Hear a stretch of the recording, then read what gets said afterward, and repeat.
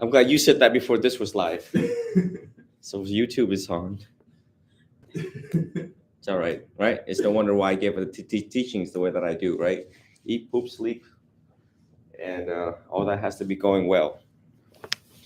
So, anyways, now that I am live, I'm going to give you all a talk on that first. Do I not have my flag? Hello, Sam. Hey. She here with you? No, not today. She couldn't make it today. Oh, her friend didn't want her to drive home last night. Oh, okay. Oh, what happened here? Did I forget something? I sure did. This is Sam, everybody. Nice to meet you guys. My name is Heath. It's Heath, Julia. These are champion students. Champions who comes every Sunday, and so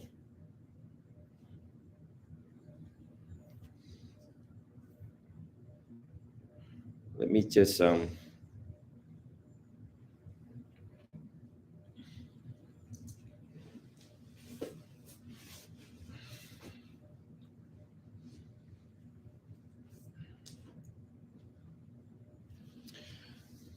why don't you all remind me to address that message, right? Next week. Okay.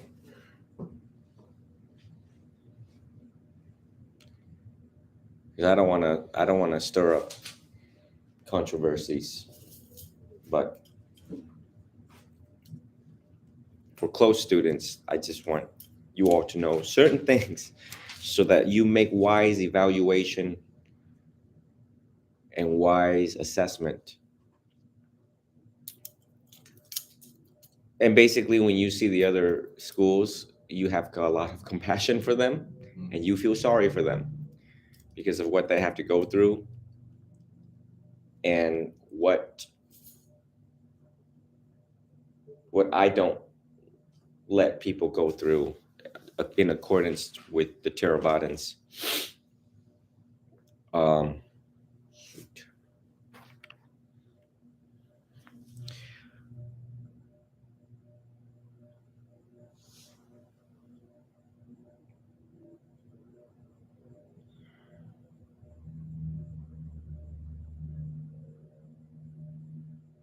Well, hell, I'm just gonna say it, just because it's already out there in public. So let me fire this up.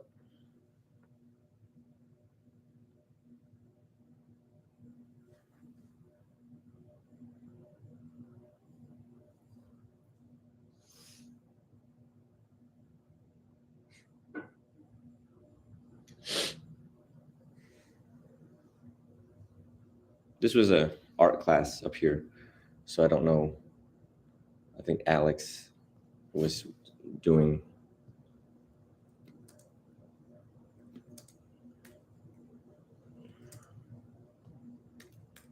Journaling.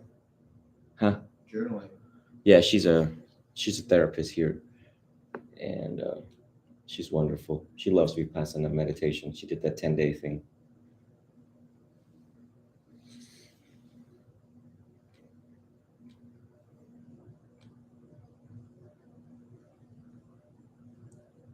It's a good way to journal. Yeah, I journal too. Just live.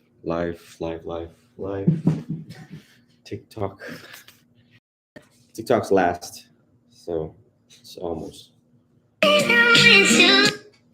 Of course.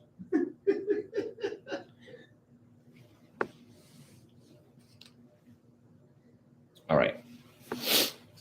So this is going to be a sensitive initial talk for my students, just because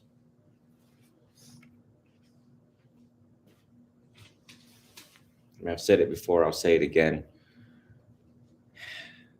I'm already liked and I'm already not liked on the internet, so like, who cares? I don't.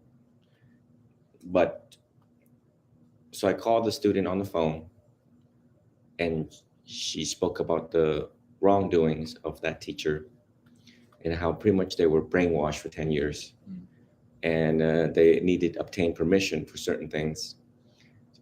permission for certain meditations and stuff like that, which is consistent with that school of Buddhism. And it kind of eggs me the wrong way when I hear stuff wrongdoings, because we Buddhists try to battle the secular world already. So members of the monastics caution not to say anything about other monastics or say anything about other schools, in hope that people would be drawn towards Buddhism and not chase them away and stuff like that. And she cried on the phone with me, and I realized, oh, okay, when people cry, it's pretty real. I mean, it's like, all right. So I told her, Theravada is the oldest and longest still continuing school of Buddhism. Everything we do is practice to the letter of the teeth as much as possible, according to the one and only historical Gautama Buddha. We do everything for free. We don't ask for anything. The only thing we can ask for is a cup of water, not money, not any of that. And these are the two types of meditations that we teach. These are the two that will lead you towards enlightenment, period. And I just left it as that. I mean, I went a little bit deeper in there. And I said, and then she's like, well, how do I undo what has happened to me? Well, number one, let it go. And number two, go back to the Four Noble Truth and the Noble Eightfold Path for now, until we further our discussion. And I said, so it is what it is. And I said,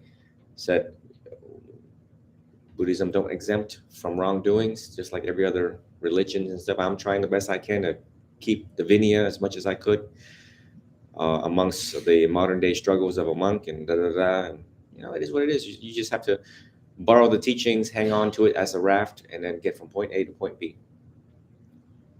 I left it as that. So now what it means for all of you is, isn't that great that we have finally found a Theravadan monk that teaches the right way? All of you isn't that great that we have finally found a Theravadan monk that teaches the right way and lead us towards as closest to enlightenment in this lifetime. With that being said, I don't want to dwell on it any further. It just gives me a headache, because every word that comes out of my mouth, I age another 150 years. So Sam, you want to close that door so we have some privacy here?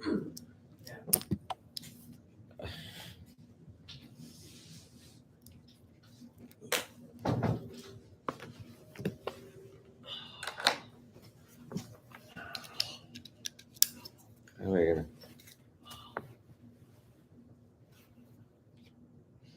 start our morning service now.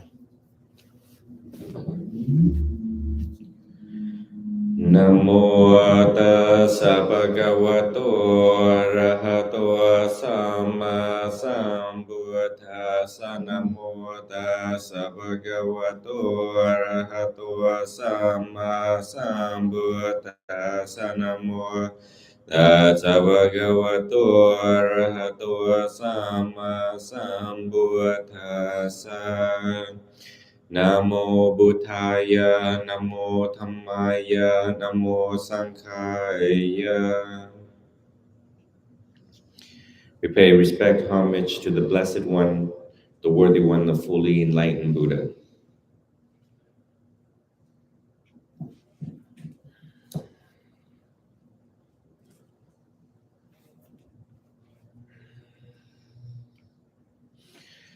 Well, you all, as you were. So Sam is here today, and today was geared for Sam and his acquaintance or friend or 007 agent he was going to bring. Sam here shared most of his story last night. I wouldn't say most. I would say some. I'm pretty sure he has a handful of stories. And when Sam here shares his story, it reminds me of me back in my clever, young criminal days. Let the record show that those stories were quite a few years ago. Oh, so it's okay. You're here. So I mean, even if you committed a crime last night, and then if you're here, obviously you want to change. Because if you're here trying to steal money out of the alms bowl, which is right there, you can take it and run now. Oh, I thought that was like one of the little things you like go around the room with. No, no, that's the begging bowl. That's a very symbolic, it was religiously symbolic bowl that we use to. That's all. This just people feed us. We give talks. Everyone's happy. That's the old ways, right? Monk grabs that, runs around the neighborhood barefooted. People throw food in there. We're like, I.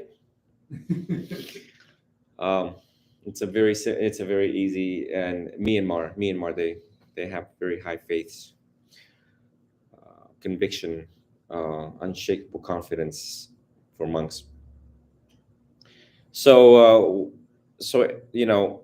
I remain very quiet when I'm listening to you. And when I was your age, I carried a lot of weapons, and I knew weapons law just as if you knew all of the traffic laws and where they can get you on the sand of Clearwater and where they cannot get you. I was this very clever kid that pissed off a lot of Pinellas County Sheriff deputies. Yes, and I was very hot-headed. I was just short, very hot-headed, and one day it got very real. Matter of fact, a couple blocks away, with one of the deputies. I don't know, they were just messing with me. I mean, one time I walked into a McDonald's with a holster, an empty holster with a shirt that says Airsoft front and back, says who I am, who I'm not. One of the deputy knew me from the neighborhood. That's what they do. They're in charge of that squad, Squad 1, PCSO. And so I walked in and they're like, hey, what's up? I'm like, what's up? And we changed tone real quick. Again, I'm this jet, super jet. So I know my guidelines. The first 100 page in the law book, legal guidelines, make you somewhat bulletproof to abuse. To some degree, a little arrogant Crap. too, depending on the knowledge you have, because you feel like you can get away with, or you know what you can get away with, so you kind of don't care at that point too. So I walked in and I'm like, I'm doing great. How about you? Can I get my French fries? Mind you, I'm going to withhold his name. I'm not going to throw people's names out there because they might come back and get me after this talk. And he says, no, I want to talk to you. Well, I don't want to talk to you. And I proceeded. I'm like, let me ask you this. And answer very carefully. Is this a stop? Is this an investigatory stop? He says, yes. Like, oh, well, guess what? Get on your radio and call for backup. And he did. He says, he was a transport unit. And I'm like, dude, you're a transport unit. You're not even from around here. And he goes, 13, Charlie, show me out with a 13P. Okay, well, good. Let them come. So anyway, so there was a whole big ordeal. Then right a couple blocks away from here, I was packing. And at the time I was packing, it was covered. Mm-hmm. I don't know. There must be something on my face. There must be something with my face that just did not like, right? And he stops me in the law enforcement store where I'm buying law enforcement stuff for my security profession. And mind you, at that time, I was holding the position of the chief of security. And the owner of the store is chief of, well, then he was retiring. He was on his way to retirement as chief of Florida Highway Patrol. And that's my home in there, right? Go in there and get my darn belt or damn it handcuff holder and get out. And the cop stops me and I'm like, are you kidding me? Like in my own home, I felt like cameras everywhere. And I'm like, what's your deal? And there was another cop that knew my face, but I've never interacted with him before. And he's like, what do you have there on your hip? I don't know, maybe a second phone. What do you think it is? Well, we got smart real quick. And he got slick real quick. We both did. I mean, just our temperatures went whoop like this. Because I already felt somewhat of an entitlement as an off-duty chief who was appointed by Deputy Felix Perez with Hillsborough County. So I was appointed. I was voted in. I was given an appointed position as a young chief. And I'm like, what, dude? He has one stripe, which is an FTO. So we exchanged, and he wasn't in the right mind. Clearly, he got hot quick. He was not in the right mind. So I decided, all right, well, we're going to play this very violently very soon. And and he asked me for my ID, and I said, here you go, have at it. Want my carry concealed weapons permit too? Now here you go, have at it. Go run it. He goes and he runs it. He goes into the car with the guy that he was training with. And I called the sheriff's office and I said, hey, one of your guys in uniform, one of your patrol units here harassing me. He's not in the right state of mind. And he's got a gun on him. So get everybody over here. I want a sergeant here now. 10:18, by the way. And well, we don't have a sergeant. We'll send you a corporal. Well, you better make sure he gets here pretty quick. Really quick. That guy still, he can't confirm that I have a gun or not. Gets his backup on the way. What I did was pretty much stop all of Squad 1's area and have more units on the way. This guy's got like 20 years of service, so he started to plan a SWAT move. And he did. He sent a young buck on this side of the room and instructed him, because I know their tactics. I've studied their tactics. I mean, I went to the police academy. And told this guy to, pew, go that way just in case he makes a move. We'll get him in the front, you get him in the back. So I was smart enough to look at all the cameras, and I told the people in the store, and I said, y'all just watch, y'all just witness. And pretty soon the corporal came and it diffused everything and stuff like that. But it was going to turn violent quick had all those people not come. And then they got to court, and then I beat them.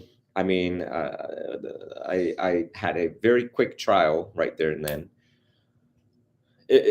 On a parking, not, I didn't charge with it. They didn't charge me with anything. He tried to get me parking because I parked illegally outside the store. And then he lied to the judge upon cross-examination and says, well, the vehicle was unlocked. Well, how do you know it was unlocked? It was a crappy Chevy Lumina. He says, because the little thingy was up or down, the lock on it. And I said, that's a Chevy Lumina. It doesn't have one of those pins up or down. It's on the side. And I caught him in a lie while fighting this traffic ticket, this parking ticket. So the judge threw it out, but it was in a room full of other cops from all the different agencies. So he looked like a fool wearing an FTO stripe on him. Can I ask a question real quick? What? What is FTO? Field training officer. So anyways, my point was that your cleverness back then and my cleverness back then gets us somewhat out of trouble, but it also gets us into trouble. Your level of intelligence that I have identified with and is adjudicating, hopefully somewhere down the line, you remember that this monk told you had superior intelligence and to use it the right way. Because my teacher looked at me and told me, intelligent, huh? It's a double-edged sword. So he says, some teachers, they just say one sentence and it sits with you for like years. And you go back and you sit and you think about, they told you about your quality, but it is the same quality that also gets you into trouble. And intelligence can be a double-edged sword because we can become very clever and make up excuses and get into this other mess of hell versus channeling that intelligence for this, for the teachings of the Buddha, to achieve enlightenment on one's own effort and to inspire other people and carry that goodness of inspiration. And when we look back, and one of the most compelling aspects is to look back and realize that when I look back at all of my criminal endeavors, that I've wasted a lot of resources in Pinellas County dancing with these folks. And it was my karma. I mean, whatever the hell I did to them in their last lives, I obviously got the long end of the stick in this life. And also to reflect on the teachings of karma is that we suffer where we are as a direct result of what we did in this life and previous lives. Funny thing is that ever since I've changed, I stopped getting harassed. Ever since I changed, no more traffic stops, no more BS in my life, no more blaming. No more blaming them, no more blaming me. No more self-blame. And so all that is present here, um, hopefully reflect. I mean, I'm pretty sure you both are not going to, but for some of the Zoomers out there are very clever, very intelligent, and most likely, they all have PhDs in narcotics drug law violation laws, right? NDLs, what St. Pete would call it. And so they research to the letter of the teeth of constructive possessions and all of these, how many grams constitutes a felony. And yes, yes, there's no doubt. Oh, oh, good, they're here. My two assistant is here. So let me pause for a second. So I want them to absorb these words also. They're walking up, just literally up the stairs. Yeah, kind of going back to what you're saying with the double-edged sword, I've definitely experienced that what you're talking about with either good or bad, been on both sides. So Yeah. it takes a while to realize for yourself though what you're doing. Yeah. We have some of these prodigy kids out there that channel their intelligence to like literally fight cancer. And my thing is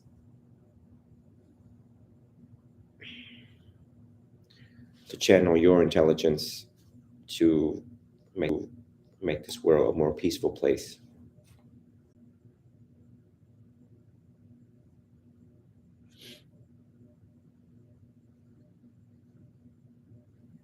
That's a long time walking up the stairs. I mean, my thighs are dead, and I walked up those stairs faster. What room are you in? You want me to go get them? Yeah, please. Are you kidding me? They must be high. What room are you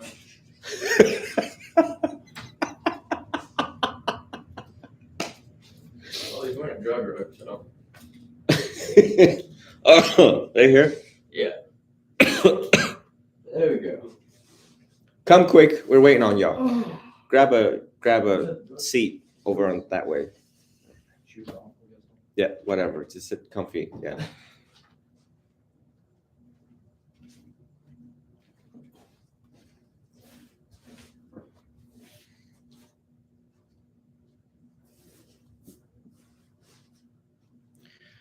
Sam's new. You guys have been somewhat around my teachings, but you came at the right times and absorbed these words. Some of these words are going to be one of the most important words you'll ever hear in your life.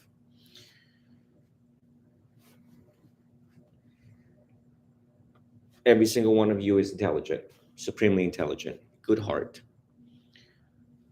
4 of you have been declared pre-saint. Pre-saint meaning I believe that you will not kill. I believe that you will not steal. I believe that you will not abuse intoxicating substances. I believe that you will not rape people according to the precepts. This week I had to reconsider withdrawing that bestowment to one of my student who is pre-saint. That the student has fallen trapped into the 5 hindrances, one of the hindrances. And it slowly broke my heart. And I hid that fact from the world just because a monk's job is to lead people towards enlightenment as much as he possibly could. And when one of his angels fall off the swing, all that time we put into y'all, years we put into y'all. And so dangers in the smallest mistakes, the Buddha said. Dangers in laziness, dangers in the intoxicated mind, dangers in the intelligence not channeled the right way, dangers in the smallest mistakes. One must know how to catch one's mistakes. And as I transition into the next stages of my monk life, uh, hopefully you all go forth and try not to disappoint the teacher, a living teacher. And mind you all that I study from teachers who have already been long gone and dead. Mahasi Sayadaw, Ajahn Mun, Ajahn Lee, Ajahn Cha, who have been long dead. But when I sit here, I imagine that they're sitting here with me, the arahant that they are, the fully enlightened being that they are. And they're watching and they're listening.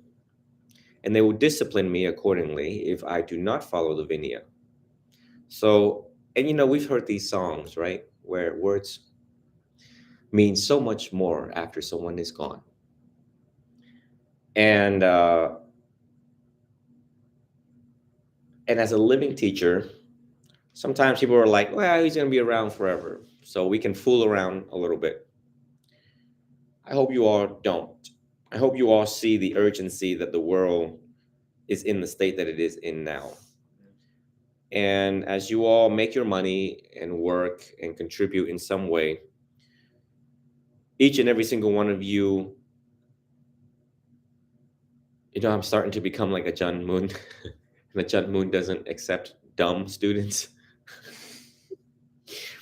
Mind you, all of the 30 arahants down his line, the straight lineage of Ajahn Mun, were all enlightened beings because he hand selected them, literally. And they had to seek him out in the woods. And if once he thought you were dumb, get out, keep walking. And I'm like, well, how? I'm still wrapping my head around that in modern day, like rejecting people like that. And I'm just like, but I mean, he must have insight upon these individuals to know that they'll never achieve enlightenment.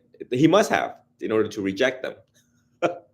I have hope that people would change no matter what angle or level you are at in life.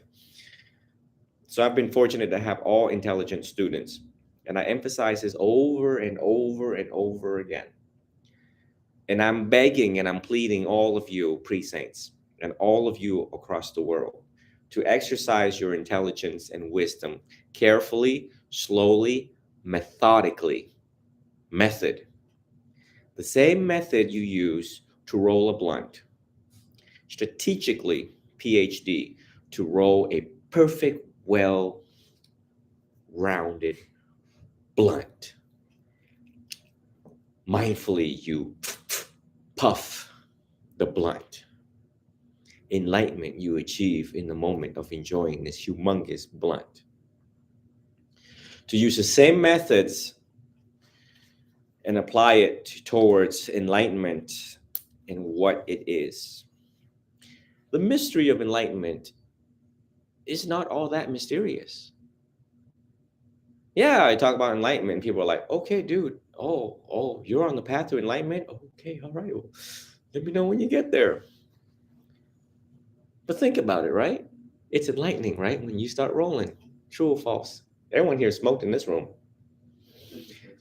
And when you get some good weed, you're like, oh, right? You open that bag and you're like, damn, I can see the crystals in that thing. Well, that's enlightenment right there, because obviously you don't have any disturbing emotions as you're looking at the product, right? But for us monks, our enlightenment is, oh my God, new robes. We're like, oh my God, it stretches. Since when do they make robes that stretches? You get the point, yes? For Sam, enlightenment is revving the motorcycle, yeah? And going 200 miles an hour. Heath, what is your enlightenment? Oh, that's boring. Tell me something that isn't exciting in your old days. In my old days? Yes. Oh, okay. I don't know. Bungee jumping? Yeah, that's exciting. Miss Julia. Getting high. Yeah, see? Have you guys met Julia and Heath? No? I have. You have Gage and Al. What's his name? Eric. Maybe I'm high right now. Let me roll my blunt. Contact.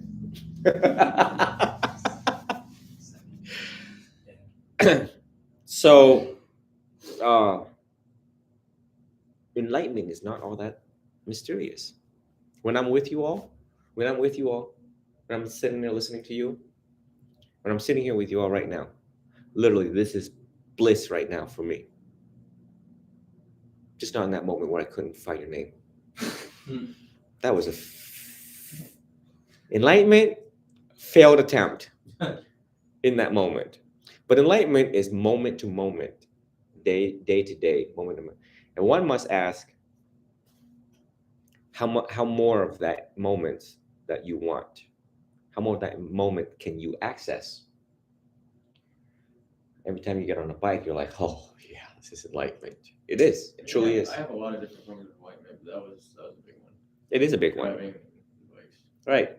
And I got by in life that way, but I noticed how aware I was. That's it. Enlightenment just means awareness, how aware you are in these moments with each other and with yourself.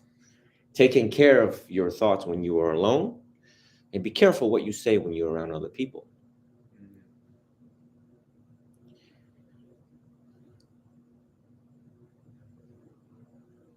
Slowly, you all got to. Have you started the CBT? You're at page what? 100 and what? 112. 112? Yeah. They're already done. Have you found the book? Did you get the book at Dom's place? No, I forgot last night. I got hit with like 2. I was so tired. And I got asked for it. I'm going to try and get into it or something. I need to start getting into it. So for the both of you,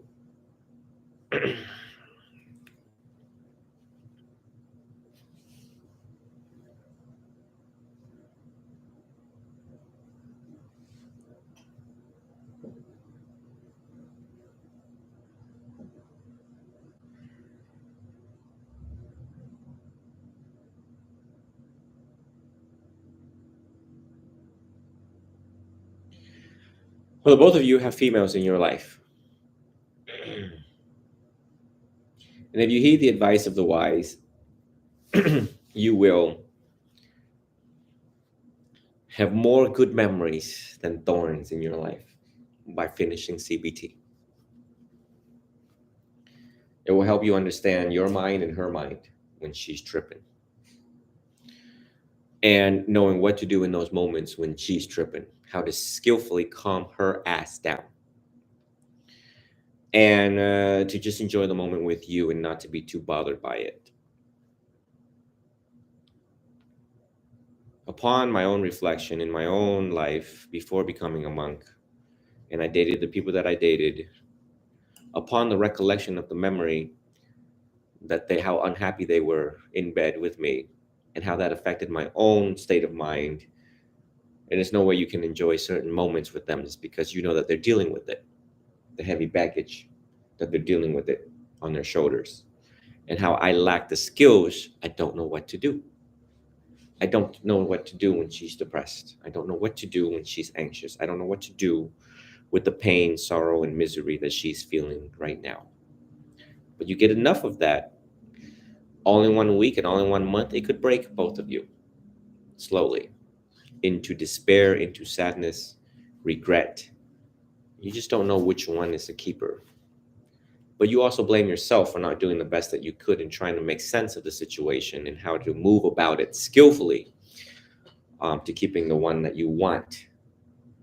Mind you all, you are very smart and clever. Keyword clever.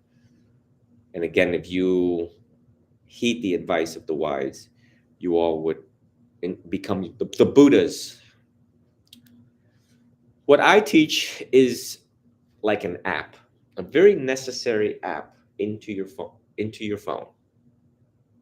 A necessary app that you can access at any point in time to know when to stop and listen, knowing when to stop and seize the moment with another human being, to establish rapport, to make sense of where they're coming from, business deals, transactions,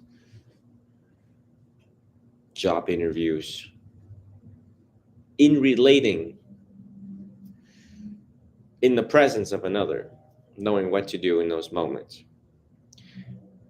Now, there's 5 of you here, and 3 of you all get to see me behave the way I behave when I don't want to be a venerable.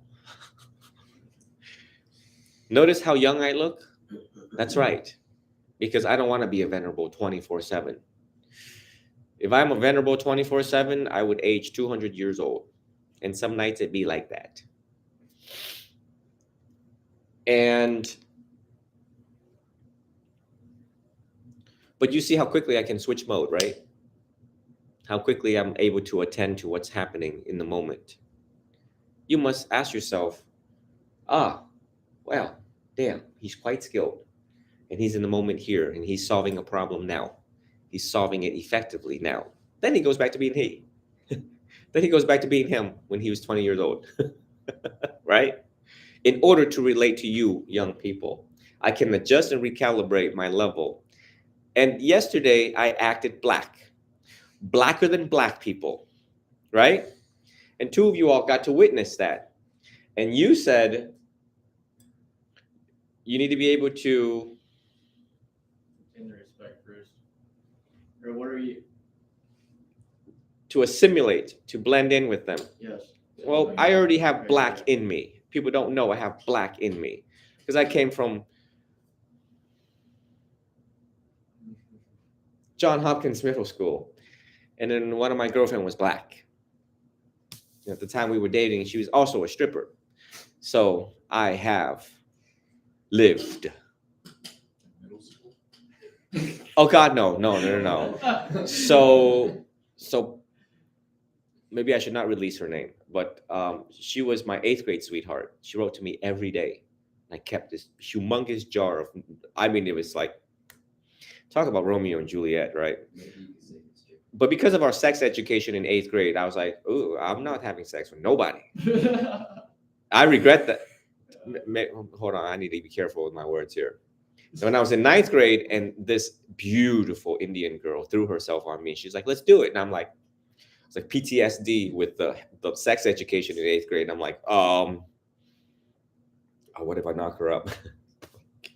So anyway, so she wrote to me every day, and she was like, it was really sweet, really sweet. I felt real loved. Really, 8th grade, I didn't know nothing about in math class, Miss Reynolds' class.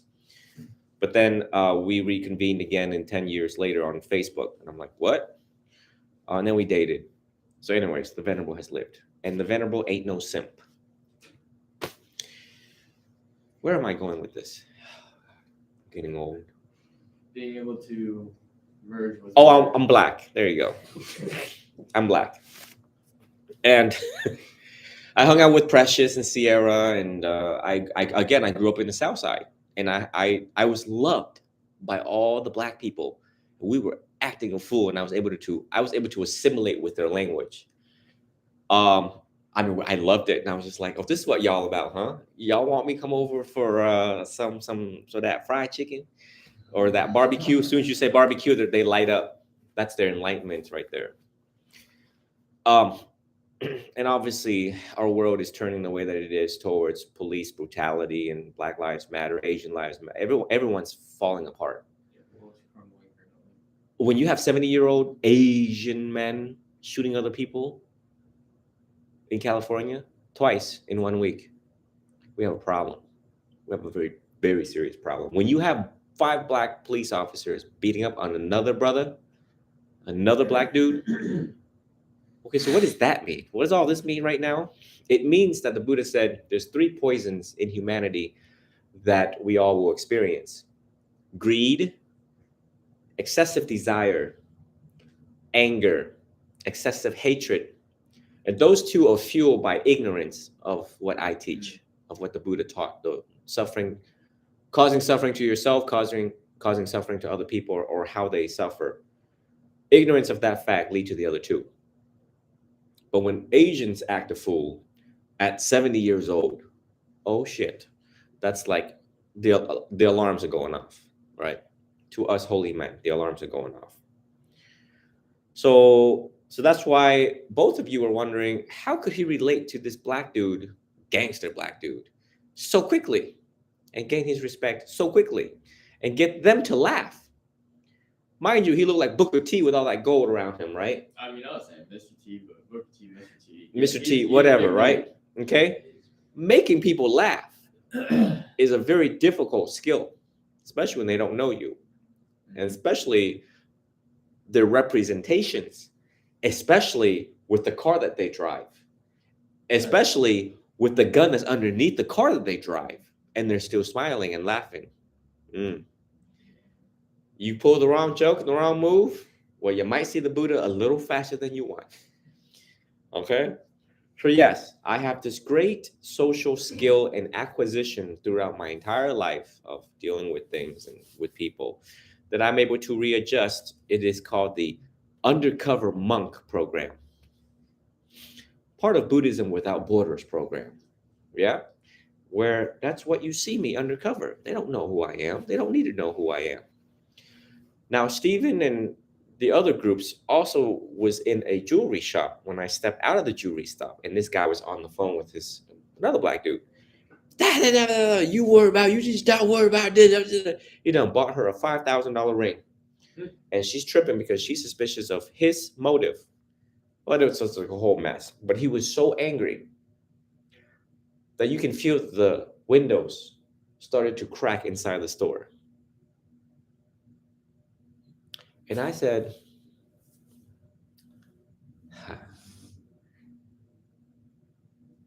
let the Buddha approach him now. And I did. Like the stranger that I am. He had no idea who I was. Don't need to know. And I walked over there and I said, she tripping, ain't she? And he looked up at me and we made eye contact. And you see the barometer go down a little bit. Now he felt this calmness. And then slowly I got him to open up to me. In 10 minutes, less than 10 minutes, I was able to calm him down, relate, find the root cause of the problem. Paticca Samuppada, dependent origination. I was able to use everything that I've taught you all, gather all of that, gave him suggestions, and that's a student in Puerto Rico.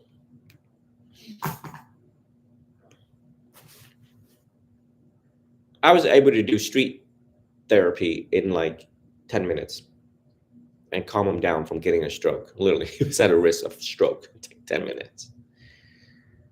My point is that download this darn app, you know, what we're talking about here today. Go home, and when you're bored, look up Buddhism, look up cognitive behavioral therapy, right? And acquire the app,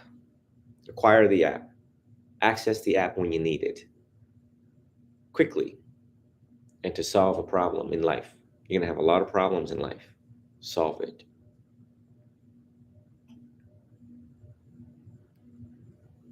You just got a speeding ticket. Not speeding ticket.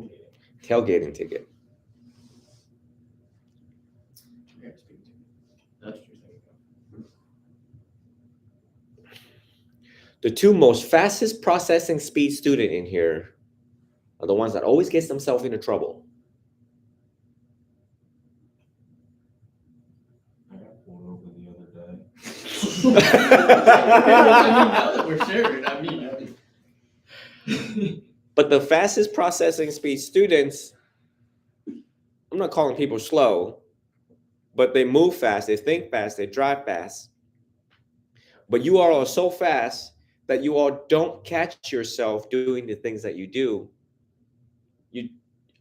And enlightenment is, yeah, you can move fast, just realize what you're doing, how you're doing it, and what are the consequences of doing so. That's enlightenment.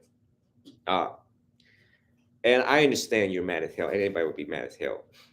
But you realize that if we took a consensus of the way how we observe you drive, it's quite aggressive. Like me, like Sam, all three of us have some things in common, right? I know that I do. I mean, if you can't do the time, don't do the crime. Yeah. So, therefore, my point is, and I'm using these stories so that it helps you, like, you're like, oh, okay, all right, I know what he's getting at with this. I know why he's telling me this. Because you feeding the court system with money in the next couple years of your life, it's going to be rough, real rough. And the judge is going to do just fine with all the money that we're dumping in. The Pinellas County Justice Center is getting bigger. Yes, they get bigger. All right. Every 5 years, they get new police belts. More cars, everything. They get more beautiful cars, more beautiful lights to pull you over. Right. You know, a police belt lasts 25 years. I don't understand why every 5 years you need new belts and new guns and new lights on a gun And new cars. So I remember all the taillights and headlights. and $20 million in new radios. What? Y'all in the courthouse, y'all can use the Walmart ones. So your money is going to their toys. And they're in their own enlightenment. You know what I'm saying? They're playing with their Glock right now. They're while we pissed off as hell. So I'm giving you all the tools that y'all need to go out there and live intelligently. It is a lot of rules you have to go by. We can maneuver around them intelligently, more intelligent than they are, right? You know this. Y'all know every corner they sit. Yes, that's right. Damn it, don't get caught. How do you not get caught? By being ultra mindful, right? And what does that mean into the details of your life? When you don't need to go fast, well, damn it, don't go fast. Why do we go? Leave a little early and just enjoy the journey. Life is about enjoying the journey. I am enjoying my journey with all of y'all right now. On this Sunday, a human would rather sleep. But I made a conscious choice every Sunday. I was going to come here and sit and achieve more enlightenment with my students. And it is happy time, happy hour for me, because I get to exercise this noggin. Mind you, if I can't remember your name, that means I'm aging. I am cognitively declining. Yes, I'm 35, but spiritually 90. And the amount of processing needed to help the world, right? So I have to battle that. Well, how do I battle that? By playing sports with you guys, right? By playing with sports with you guys and getting out there and watching you guys play sports and absorb humanity, looking at the good side of humanity. What's working right now in Pinellas County? Can't save all of them, but I can only work with what I got. And what I see here is young people flourishing, thriving, living, smiling. And when both of you told me about your friends, you notice within 48 hours, I responded nonstop. And the last day that I met with you, I was on a very high dose of antibiotics. And by 6 o'clock, and I wanted to go to Clearwater and meditate, I realized that you are at risk of passing out behind this car. You got to go back and sleep now. And thus I did. But it just shows the magnitude of my love for all of you, the magnitude of my love for humanity. The fact that 2 pre-saints told me about another kid, and I had to do a risk assessment, something you will never see therapists do that quick. Yeah, I can get an appointment. What kind of insurance do you have? Well, I don't take insurance. I go there. I drag my ass there. And I put on a different face. Hi, how are you? Yeah. And then I get a report. I work my magic, right? My science. And then I move in for the kill, right? And I'm like, yeah, they were telling me you were dealing with this. And I'm wondering if you wanted to share that with me real quick. I'm a counselor. Well, I can tell both of you that he's all right. He's all right. And the only root cause of the problem is anger. That's it. I just didn't want him to jump off the Skyway Bridge. And so I hope to inspire both of you of what I did and what, after your CBT, what you can do for other people and how you can save other people in a matter of 2 days. In a matter of 48 hours, you can be wise and skillful enough to assess risk management within a human and rejoice in the fact that you did the best you could in trying to save them. Even if they did take their own life, whatever, that's their own karma. But you did the best you could. You used the best available science we have right now in humanity, the truth about how a human thinks, how they feel, and how they behave. So I know most of us wake up not motivated and turning inwards into our suffering. My parents, my suffering, my life, my misery, my sorrow, my pain. I get those things too, but how did I get by in the past 5 intense years of serving the people? Well, I just wake up and I just think about you guys. I wake up. What would my face be if I woke up every morning and I said, "My suffering. I am a monk. I don't have any donations. I got old robes. I got stains on my robes. I want new robes. Me, my, I." Just imagine what my face would look like, right? If I just turned inwards and not catering to the needs of the people. What I'm doing here is giving you all the secrets to happiness in life. And it is, if you put other people first, after resolving your own suffering, and if you put other people's needs first, what is what you're doing? So I'm trying to do my whole life.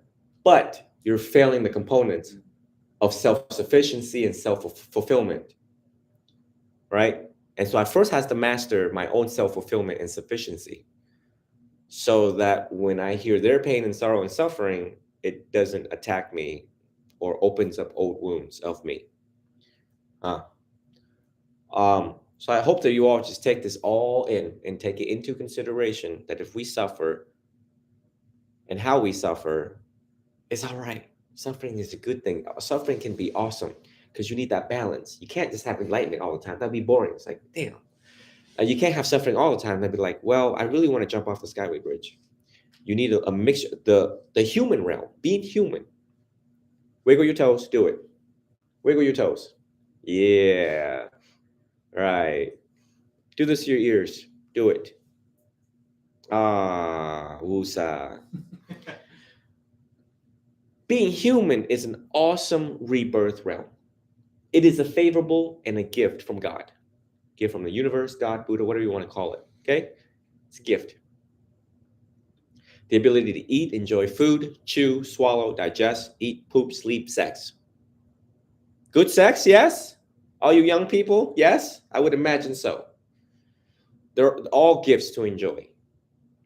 So you need pleasure, and you need a little bit of this, a little bit of that, a little bit of this, and a little of that. You can create your own heaven. That is what I have created for all of you. That is what I was doing with all of you. Did you not feel like you were in heaven yesterday while you were on the field? 99.9% of the time. Right. But yes, yeah. Correct. But you notice how we had to, but look at the science of the day, where the science of the day was we met up, we had to eat, we had to drag our bodies out of the car, sit and eat. If you just think about the effort that we had to put in to make it work at the end of the day. You have to enjoy that though. Correct. And not complain. Right.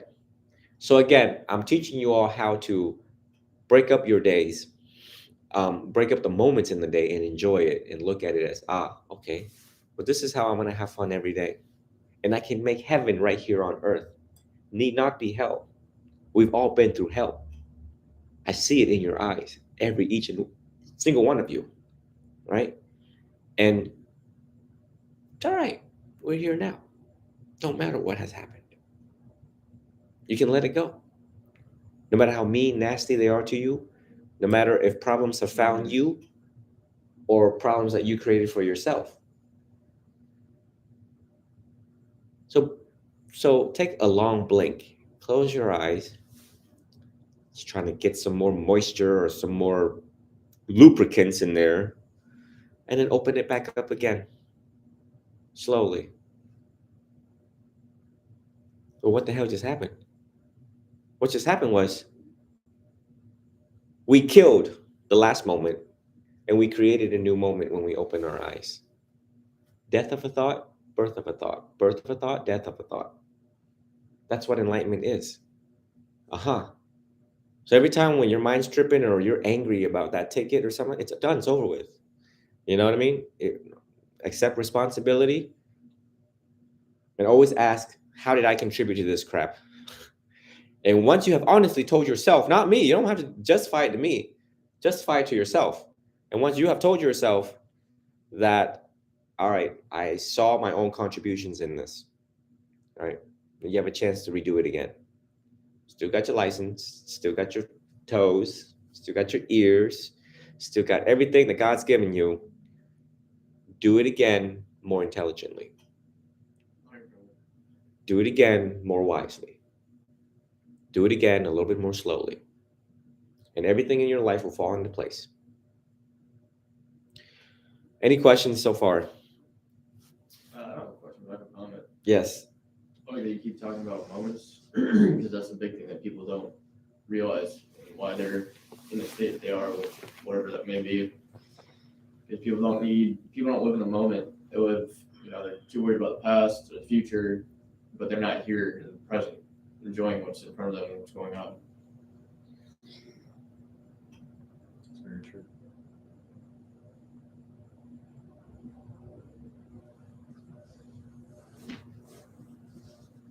And what I look for every day is you all to exemplify that.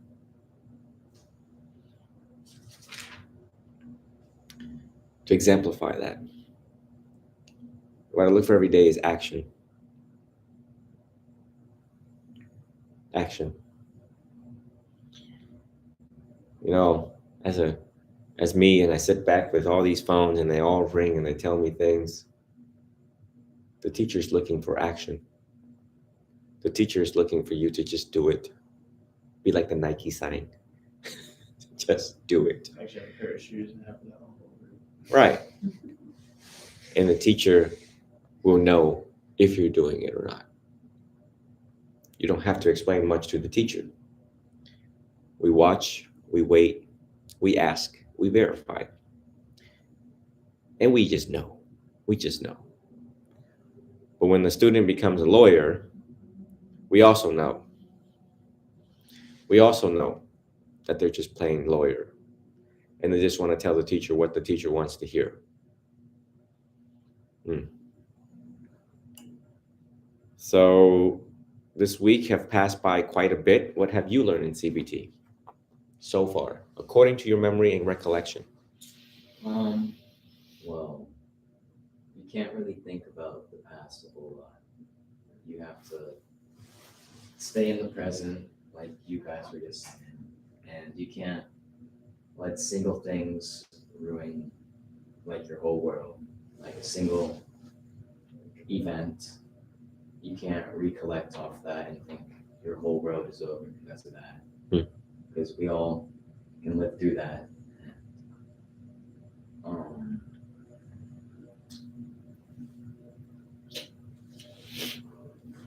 Let's see. So I got a lot of notes. I was like, let me read those real quick so I could get someone familiar there or something. You should have texted me. I did. Wow, you all are figuring out your future endeavors, like career-wise, what you want to do. You have time, right? You're still doing that, right? Figuring out what you want to do as a passion, right? While you're figuring it out, keyword wild, that means in the meantime, when you're figuring that out, take notes, take better notes, learn how to take notes, okay? Because mind you, your generation, which I have measured in large numbers, I'm trained to conduct research like a scientist, okay? So I know. And I have watched students read a paragraph and I'm like, what did that paragraph say? Close the book. And they're like, you must train your memory, right? Can you imagine if your doctor did that and you ask him about, hey, doc, what is an apoptosis? Which just goes all the way back in pre-med, med school, intern, then doctor. And if you were to ask him something back in pre-med, what an apoptosis is, and he goes,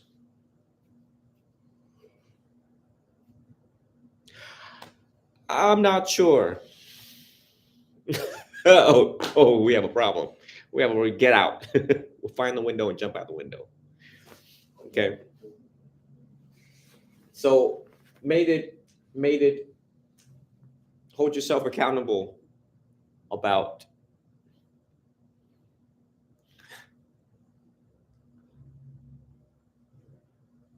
do you remember what your ex-girlfriend told you? Everything. Everything. The good, the bad, the ugly. Somewhat. Yeah. Somewhat. Like every single thing. Most. 90%. Yeah, I just have to take a minute to like recollect. How long were y'all together for? Oh, don't go into that. All right. No, we're going to stop it right there. We're going to stop it right there. Okay. Well, that's why one of the precept is refrain from, where am I going with this? There you go.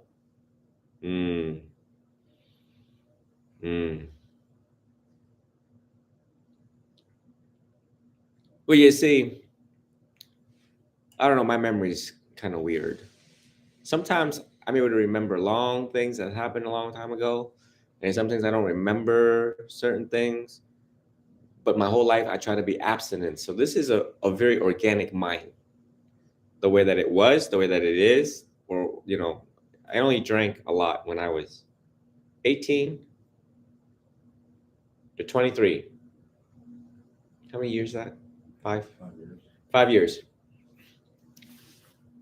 I had to give it up because I realized I'm in college, and if I don't give it up, then I wouldn't remember what I'm studying, and that would be terrible. Because to me, the PhD in psychology was that you had to know it all. I fooled my brain to think that once you have a PhD, that's it, dude. You are the go-to guy for everything. You have to know everything, and you have to remember everything. You know what I mean? So I literally, throughout my whole 4 years, I recorded my teachers. I paid close attention to everything they were saying, and I wrote down as much as I could. The amount of notes that I have taken is from this floor all the way to that ceiling. So therefore, hold yourself accountable to your memory and what you're going to be studying and how you're going to remember it, because it wouldn't serve you so well. And just look at the puff and how the puff is clouding our minds. Okay. Let us go into meditation for a second and take a mental break from listening. Let us, with our back straight, shoulders relaxed,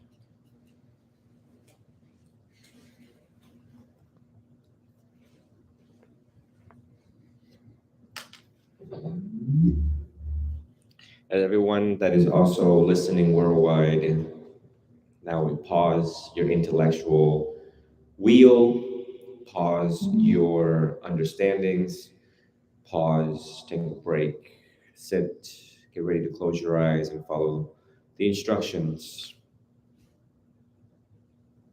First and foremost, we are mindful of our posture as we sit. Posture,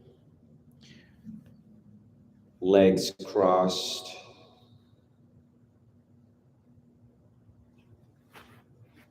Let me take a quick video because you guys look really peaceful. Mindfulness of your back being straight. Mindfulness of your neck. Mindfulness of your shoulders.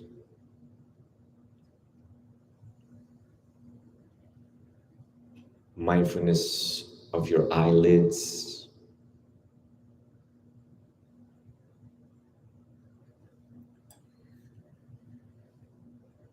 We are mindful of our posture, one of which we practice often in meditation.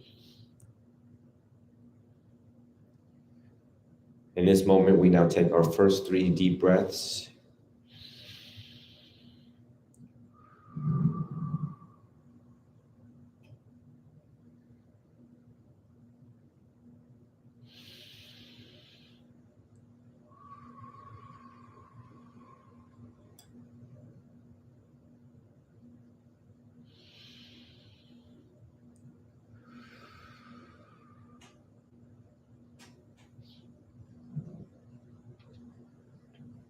Breathing in, you know you're breathing in. Breathing out, you know you're breathing out.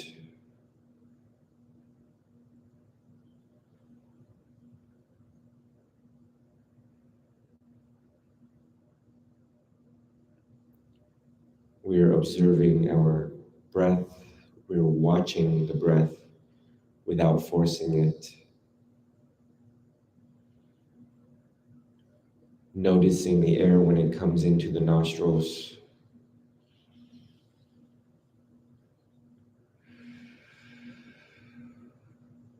What a relief when it exits through the mouth.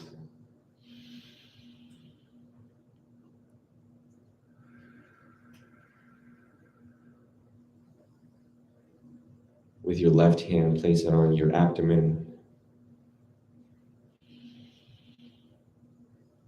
Breathing in, we can feel it inflating.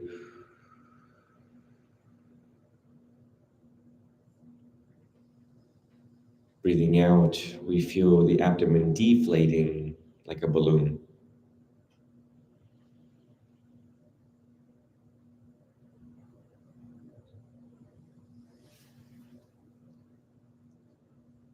In this moment, you are at peace.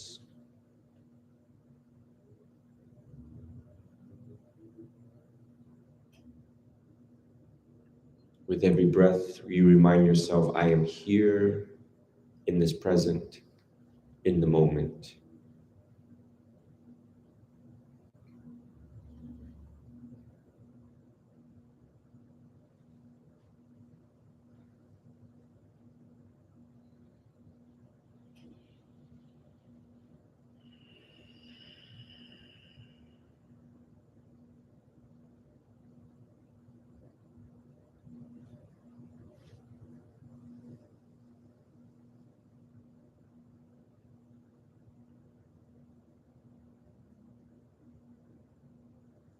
Bring your awareness to the tip of your nose. To the tip of your nose, like Pinocchio. Breathing in, you know you're breathing in.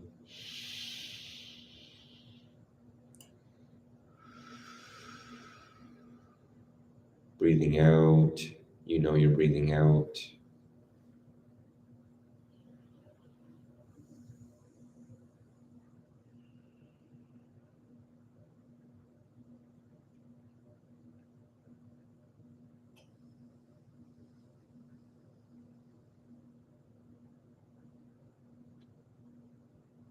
The rising of the abdomen, the falling of the abdomen.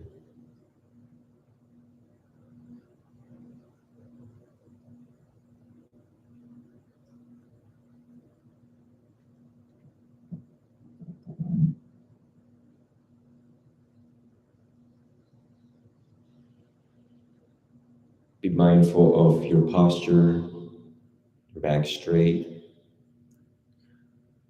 shoulders relaxed, relaxing all of the muscles on your face.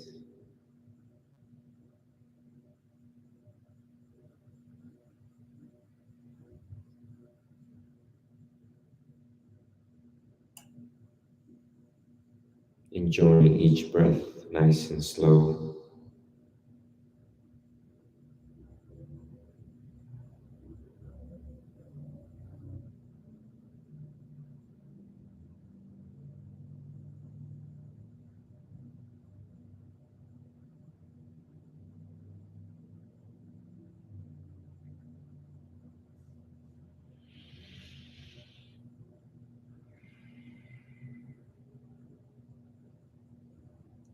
As thoughts come, we dismiss them They're like traffic, they're like cars, and we are the pedestrian watching the thoughts, watching the river of thoughts.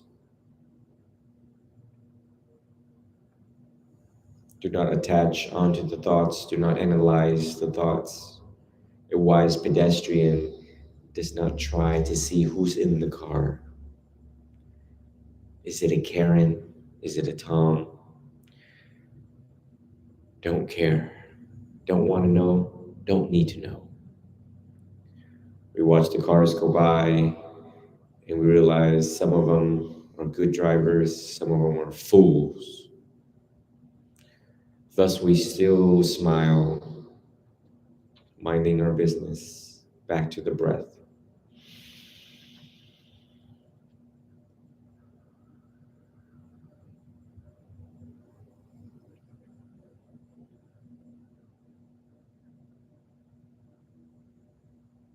Now we count our breaths. In breath one, inhale. Out breath one.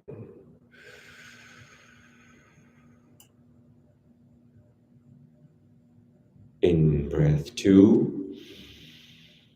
Out breath two.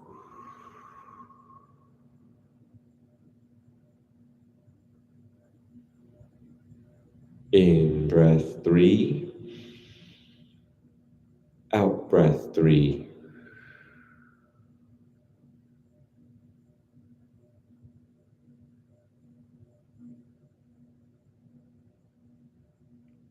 And now you count silently on your own till 10.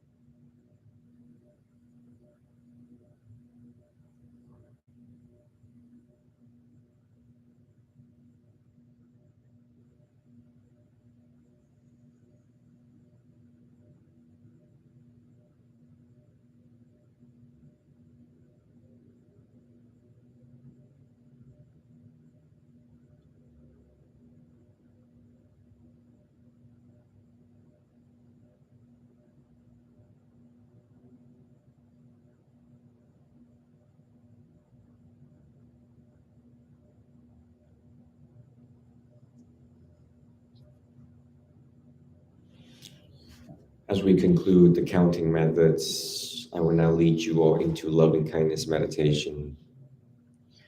We take our next 2 deep breaths.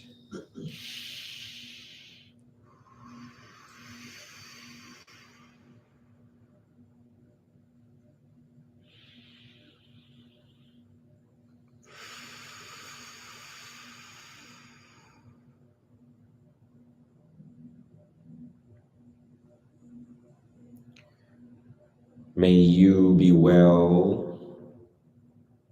As you repeat this in your head, may you be well.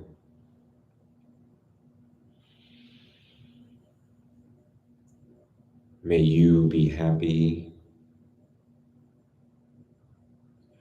May you be free from mental suffering. May you be free from physical suffering. May all of your wishes be fulfilled.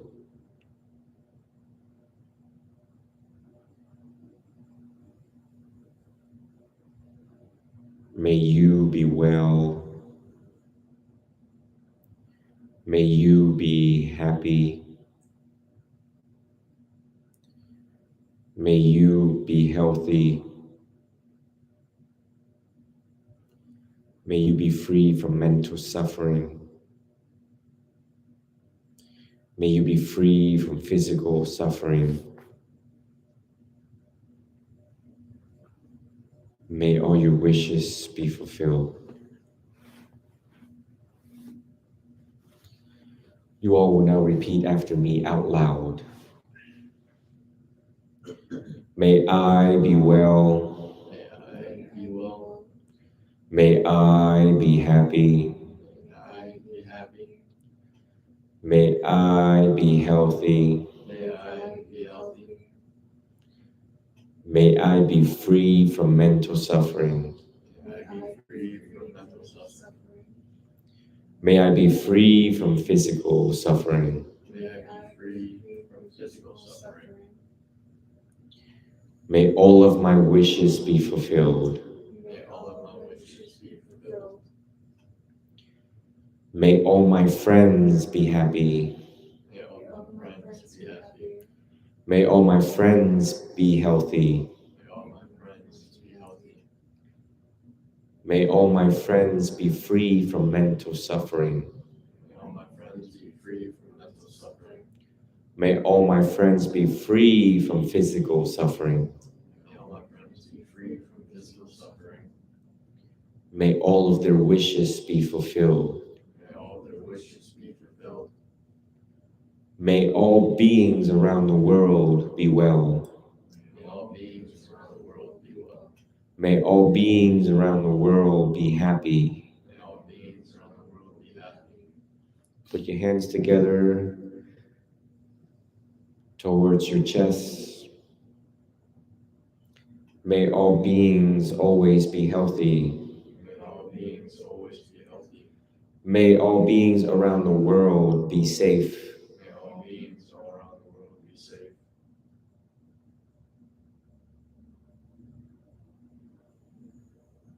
May all beings around the world be free from mental suffering. May all beings around the world be free from mental suffering. May all beings around the world be free from mental suffering.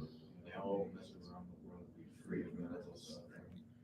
May all beings around the world be free from physical suffering. May all beings around the world be free from physical suffering.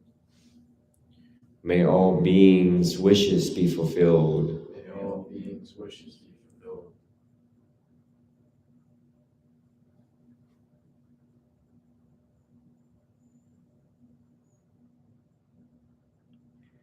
May all teachers be well.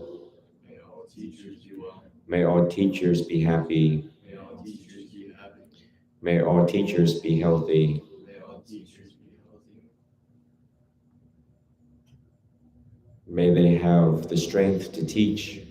May they have the strength to teach. May all teachers be free from mental suffering. May all teachers be free from mental suffering. May all teachers be free from physical suffering. May all teachers be free from physical suffering. May all their wishes be fulfilled. May all their wishes be fulfilled. We take our last 2 deep breaths.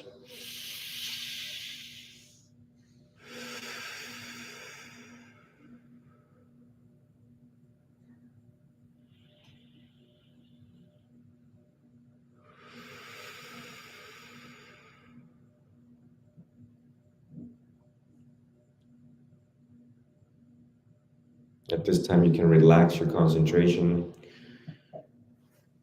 And when you're ready, you can arise from your meditation.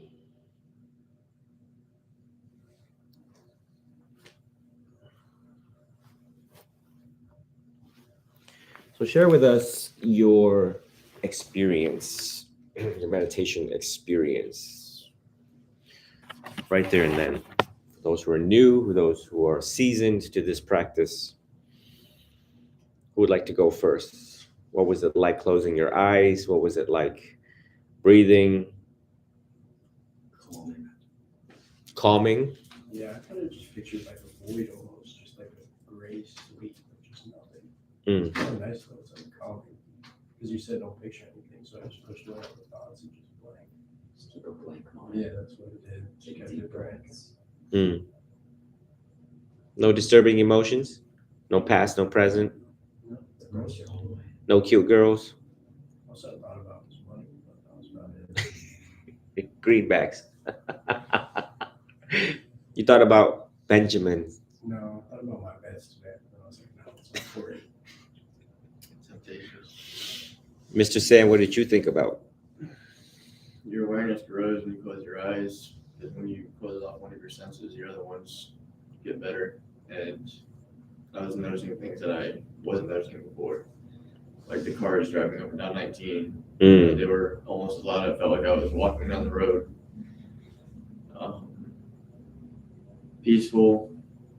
Still a little bit challenging for me to slow my mind, but I recognize it and I try and do the best that I can to do to just be a blank mind.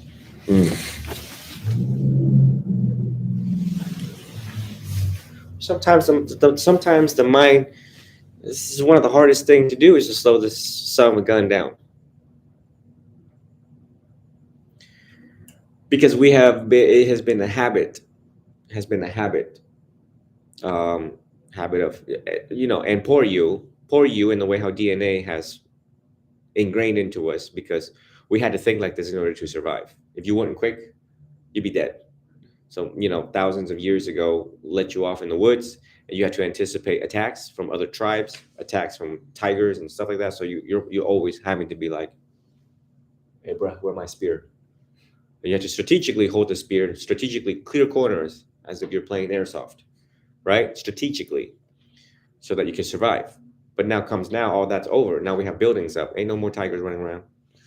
And so we have anxiety about 30-year mortgages and oil change and money to fix brakes.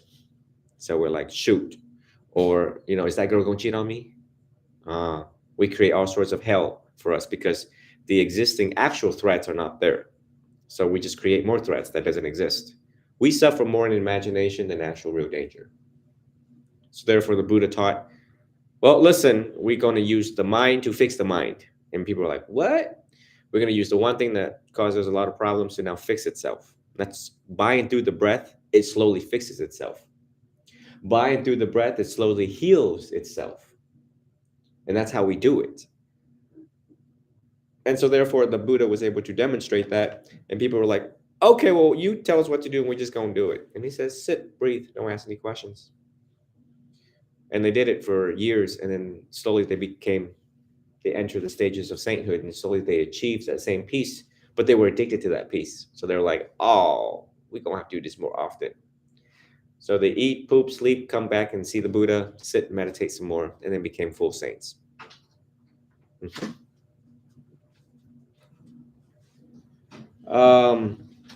And so, therefore,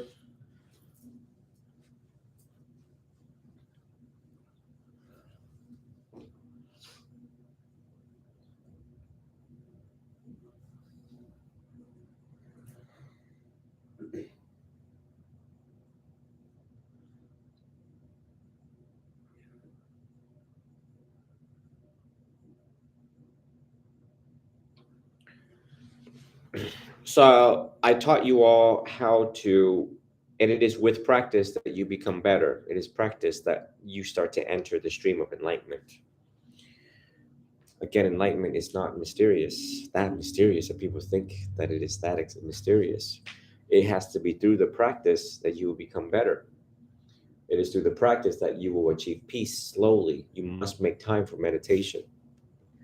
As much time as you make for smoking weed, as much time as you make for airsoft, as much time as you make for whatever it is that you want to do out there, always make time to just sit and relax.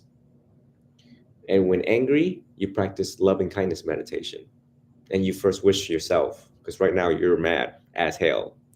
So may I be well, may I be happy, may I be healthy. As you say that, you slowly to reprogram your mind to take steps towards healthy living. Take steps towards may I be happy. So you would take steps in your life to move towards happiness and not misery. That's what's happening. That's why I have people do it out loud so that they fortify their intentions. Bring it up to surface. That was different. That was nice. It was so I do loving kindness meditation every day, every single day. So it was in my head, which is nice because I find myself in a state of like transcendent peace throughout those moments. And it was nice to verbally express that for myself, for others, that was different. It's really cool. Your friend that you brought to me or so said one of the most, and you know, in those moments when I was interviewing your friend, it was ding all ears. And you know what he said? That when I'm going to work and they make me angry, I don't know how to express it. Therefore, after work, this is how I deal with it. Oh. And all of us work, all of us are working adults here. And the things that they do while we're working with them. And you're just like, are you effing kidding me? Are you? Hello? And like I said before, you know, they don't have a perfect brain. Y'all do. As perfect as it's ever going to get. That's why they're skipping a beat, skipping a step, and you have to go over there and clean it up for them because they're not mindful. You can't be drunk to see other people drunk, right? So therefore, you know, so may they be well. May they be happy. May they one day become enlightened too. May they one day come to their senses. May they no longer be ignorant. May they try new things. May they let go of their old habits.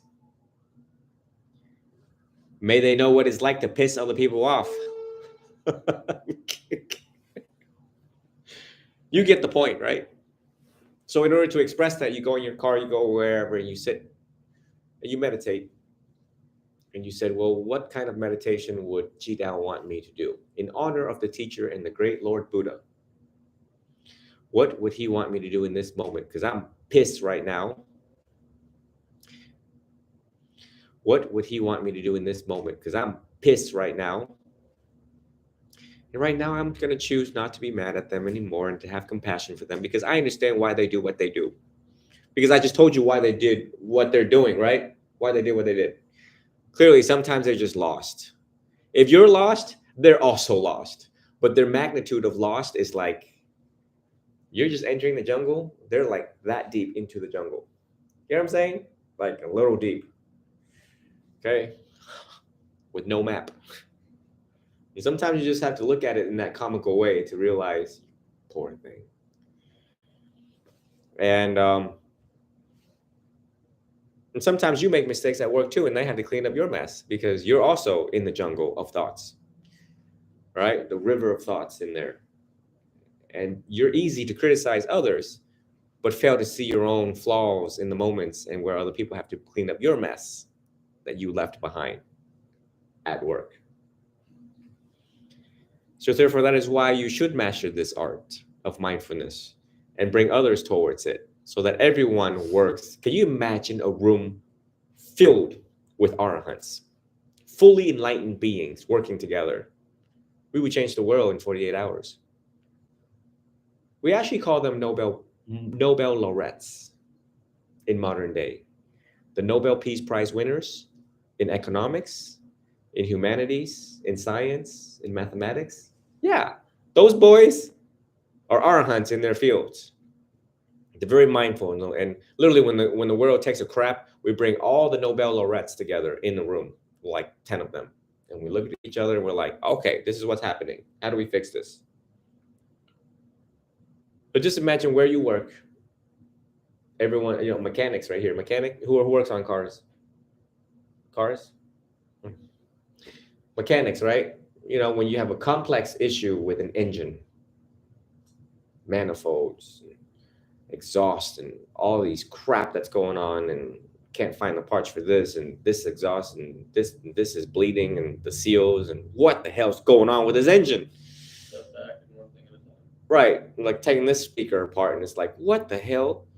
And then we put 5 most mindful, on point, expert mechanics of all different types, Euro cars, Japanese cars, guys who are just experts in it and they just jump in there. You can fix it within like 5 hours.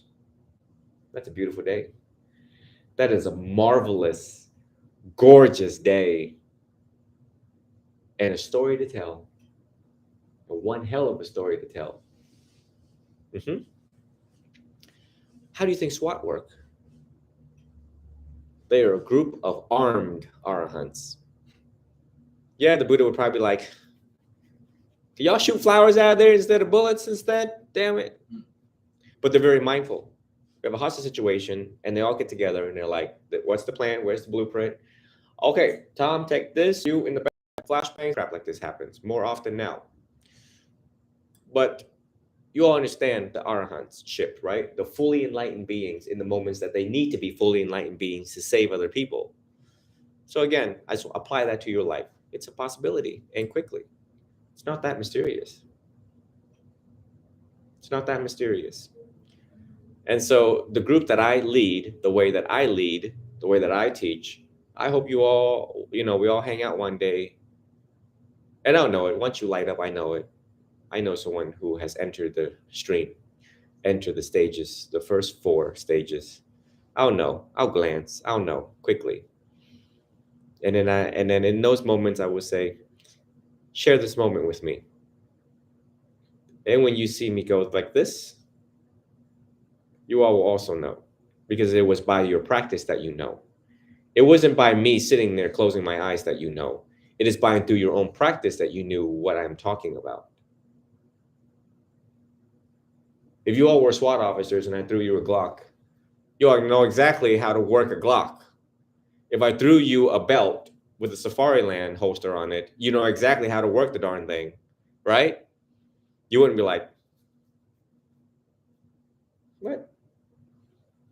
What is this?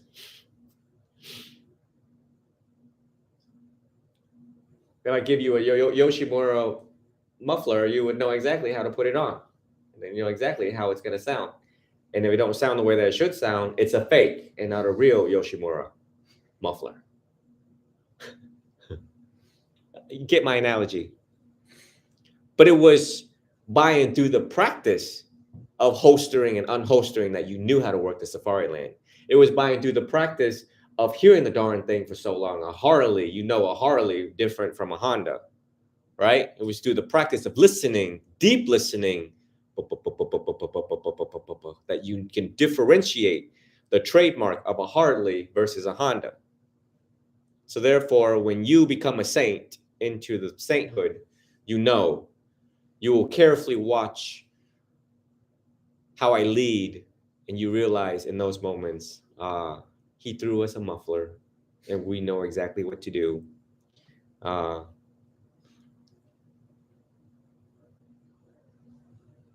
Some analogies hit it right on the spot. Some analogies don't.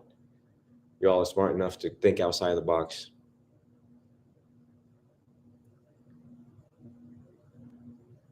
No different than you hang out with a group of your friends, right? Fully enlightened then. Everyone's got a beer. Well, then after you drink, you no longer become enlightened. But in the moment of gathering and busting out the coolers and everything, everyone's like, hey, how's your week been? Da, da, da, da. Again, more bad analogies. Any questions so far?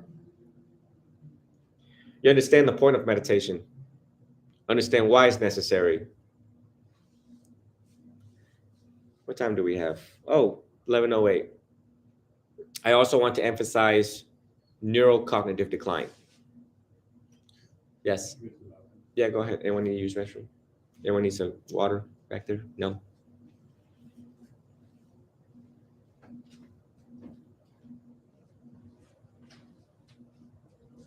Oh, I know what I wanted to do. I wanted you both to come sit up here. One over here and one over here, real quick. You all get ready to share. I want you to merge closer to them, or stay in the middle. All 3 of you guys go in the middle. So Eric, come in the middle. Yeah, y'all bring your notebooks and stuff like that.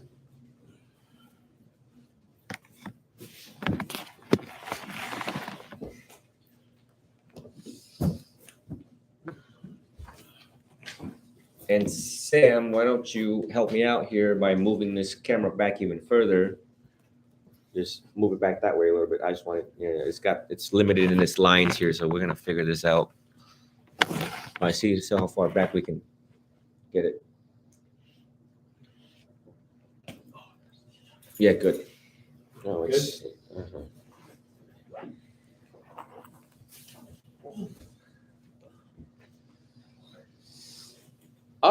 so now see, yesterday you done played the sports that you played, and then you felt your jello this morning hurt, Not jello, but sore. sore. Jello last night. Sore today.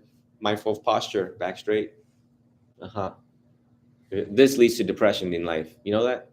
I have a friend that I grew up with, and he was like this, and he keep on walking like that. Life will never be bright for him, ever. Chin up, chest out. You ever see leaders, admirals, and generals when they walk? Do you ever seen a general and admiral walk like this? Never. They stand real. Ever seen a police chief walk like that? That's right. They walk real tall, proud, straight, alert, alive, conscious, breathing normally. So I like for you to access in your mind, in your head.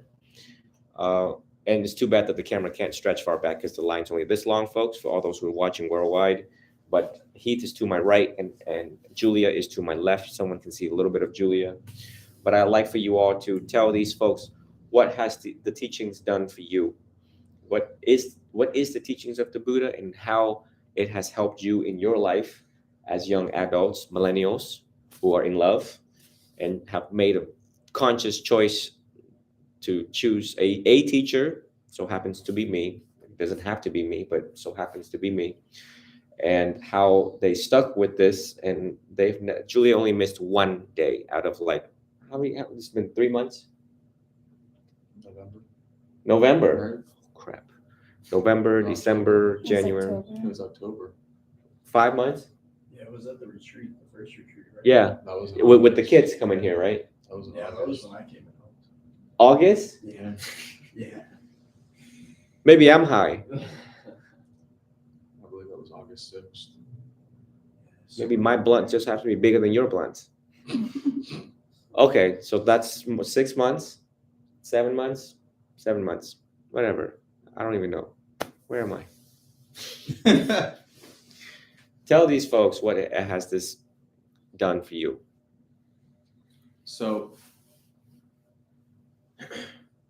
I guess I should start off by saying that I myself have drastically and horrendously abused alcohol and drugs throughout my young life, from a teenager to about 30. I'm 33, so it's not been too long.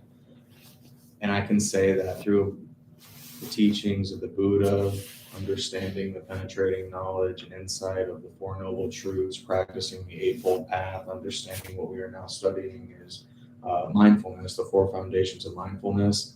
I can genuinely and truly say that through meditation, I have found a greater level of peace and serenity that I have never known to exist, that I have been searching for through using drugs, alcohol, smoking cannabis, a lot.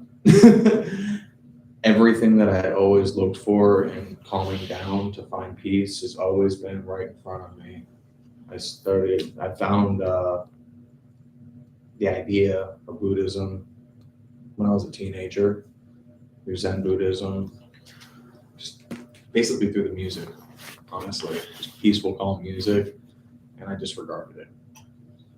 And then I went on a tragic journey, which led me to DUI, suspended license for years, just horrible behavior, and then ultimately in the hospital, basically on my deathbed, not even that long ago. That was my last straw where I decided to finally quit drinking, taking prescription drugs that I was prescribed, quit smoking weed throughout the journey, and gave up everything that was destroying my body. And now I'm rebuilding my body in a better way. And by using meditation, by understanding the Four Noble Truths, suffering, the origin of suffering, the extinction of suffering, and the Eightfold Path, which is the path that leads to the extinction of suffering, just simply understanding, look, man, life's going to suck. You can either put a helmet on and tackle it and go straight through it and just like barrier through the other side, break through the barrier to the other side, or you can get tackled, lay on the ground and get beat up over and over and over again. And it's really a matter of how you want to live the rest of your life. If we leave each moment to moment, knowing that if we try to be peaceful now, right now, and now, as time continues on, we're never going to worry about the things that we did in the past. All those things, and it's difficult to get over all that. Beating ourselves up, things that beat us up, very difficult to let that go. Once we can start to let those things go one by one, you know, we're no longer depressed from worrying about the things that had happened in the past. And with the future being ahead of us, unknowing, we make the moments now to be prepared for the future and live this moment to the fullest extent, as you mentioned, being present. That's a game changer, man. If you can just enjoy being where you're at, whether you're in the car stuck in traffic, whether you're at work. I work in sales. It's not a fun job, but I make it fun. And by holding the precepts, 5 precepts, don't lie, cheat, don't steal, no sexual misconduct, no intoxicating substances, I have found personally a greater level of joy from this life that I now understand is peace. When we were meditating, I kind of had to step out for a moment. That was all there was for me. It was that moment. Deep breath in, I know that I'm breathing in, breathing out, I know that I'm breathing out. All it was just my thought of the breath. Observing the breath, longer, shorter, the temperature of it, and it kind of becomes cognitive at first, and then it becomes second nature, and that's all you're really doing when you start to meditate deeply. And then you can almost, and I don't know if this is the right terminology, put yourself in a trance in a way, and that's a different thing. It talks about the things we were starting to study, the jhanas, and that's a whole different subject I can get into. But you get to these points where you're totally in the very moment. Everything else is gone. You become mindful of your body, you're mindful of your posture, you notice your back hurting, your bladder's full, you're breathing, you're got a little booger in your nose, whatever it is, but it's not causing you distress. You're peaceful knowing that that's what it is, and it ain't going to be what it ain't. You can fix it when you fix it. So that's pretty much my brief journey and a short moment and how things have helped me. I highly recommend when meditating personally, if you guys smoke, don't try to meditate when you're smoking. Not going to get anywhere. Not going to do crap. It's not going to help. And I know that from personal experience, having practiced meditation for longer than I've been sober. But I can tell you one thing, for me personally, being a white dude with dreads, smoked a lot of weed, meditation is everything that I've ever searched for in finding peace. Used to use cannabis and drinking and whatever, either have fun or escape your problems. Most of the time, it's to escape your problems. You're stressed out. Sit down, close your eyes, focus on your breath, and you're going to find a new level of peace that you never understood existed. Now you understand the idea of the Buddha, nirvana, peace, enlightenment. And once you get a taste of that nirvana, when you sit down, you close your eyes, you meditate, you open your eyes again, it feels like it's been 5 minutes and an hour and a half has gone by, and you're like, what the hell? Where did the time go? And you were totally present at every moment. That's transcendence. And then you want to forget about that because you don't want to attach to it, and that's one other thing as well. But once you feel these little things, once you understand mindfulness of the body, that's when you know the depth of how great this actually is, this journey can be, and how you can love others. If you have a relationship or whatever, you can't love anyone until you love yourself. I say this all the time. You can't drown, you can't save someone from drowning if you don't know how to swim.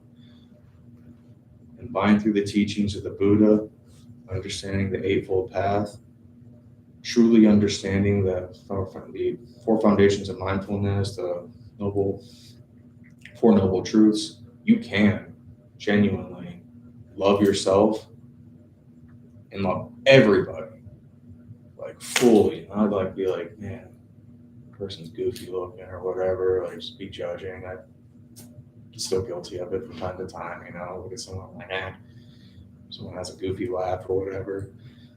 Then you start to replace the words. It's an idiot too. What a goofball. You know, and you chisel away at it, man. We're all bricks and marble. We can make a beautiful statue of ourselves. And it's all through this. CBT is a huge help to understanding how to be mindful. Highly recommend the CBT as well to everybody. Doesn't matter the age, teenager, 80 years old. Change the way you think, change the way you act. It's all about being present. Everything that Venerable teaches in some interesting methods, interesting verbiage, it's important. It truly is, because you can use strange examples that really kind of hits a nail on the head. You're like, okay, I freaking get it. Relatable. Relatable, exactly.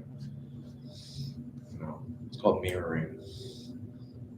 Try to relate to the people, and you're very good at doing that. Meet the person where they're at, whoever they might be, wherever they might be, however old they might be, whatever environment they may have grown up in. And find a way to relate to that. I think that's really important too. So I want to thank you, sir, for everything that you helped me, because I have genuinely been searching for a way to find peace and started exploring some of the elders that have put their teachings out to the world, which has helped me so far, but it only gets you so far. Reading is phenomenal. We have a lot of books. It's very important to stay up to date on reading. That'll only get you so far. You gotta sit down with someone. You gotta have a conversation. You gotta talk through stuff. You gotta let shit go, man. Let that shit go. Whatever it is, whatever you're mad about, whatever you're sad about, whatever happened, it's done. It's over with. Forget it. Breathe in the good shit. Breathe out the bad shit.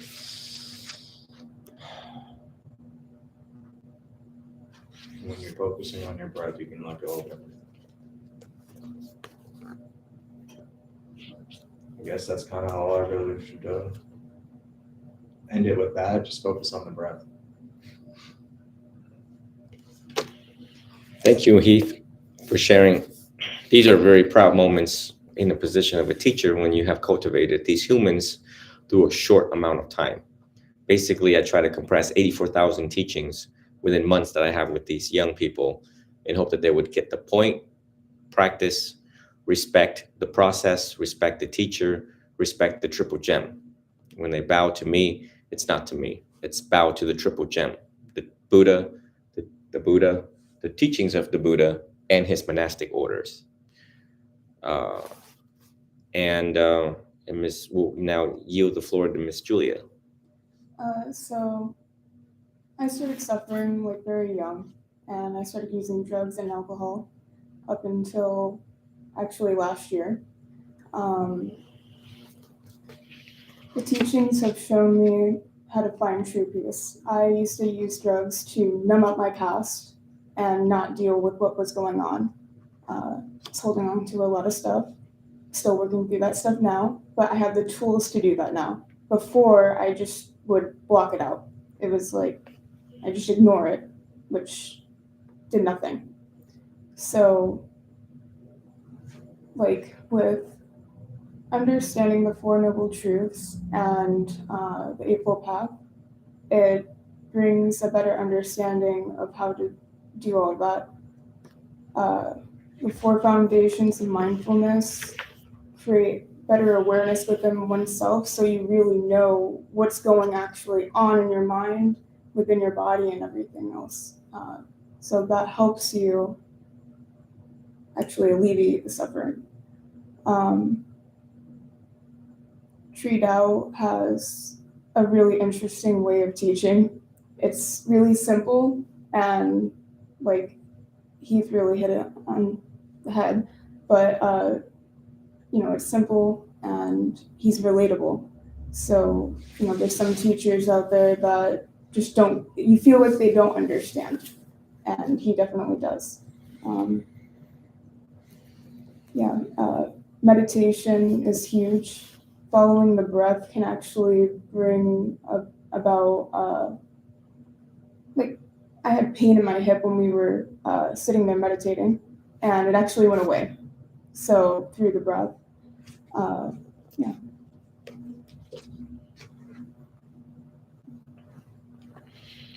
Have you noticed that? Thank you, Miss Julia. Have you all noticed that in our world we see everyone asleep? Just asleep, doing their own thing, wallowing in their world. And how rare it is to see people who are awake, who have full intentions, who have right intentions, who are not lazy, who are on point. And there you have it. These are some of the samples. And so are both of you who got up and went to work this morning. Too bad the weather, is not good in the Osmar area right now. That's why you're here. But as part of your training, because everything that we're doing here will make you be more effective, more efficient.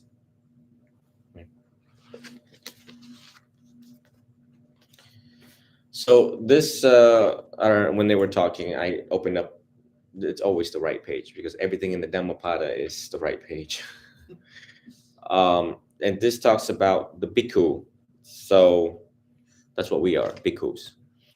But you can replace the word bhikkhu for you. You can become enlightened without having to be a monk.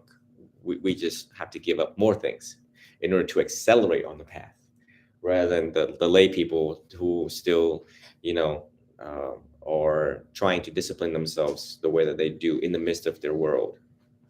Train your eyes and ears. Train your nose and tongue. Train the senses. The senses are good friends when they are trained. Train your body in deeds. Train your tongue in words. Train your mind in thoughts. This training will take you beyond sorrow. He is a true bhikkhu who has trained his hands, feet, speech to serve others. He meditates deeply, is at peace with himself, and lives in joy.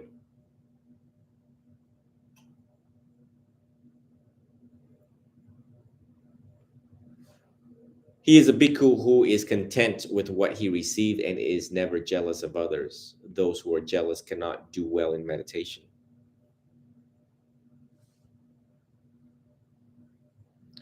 Even the gods praise the bhikkhu who is contented and lives a pure life of selfless service.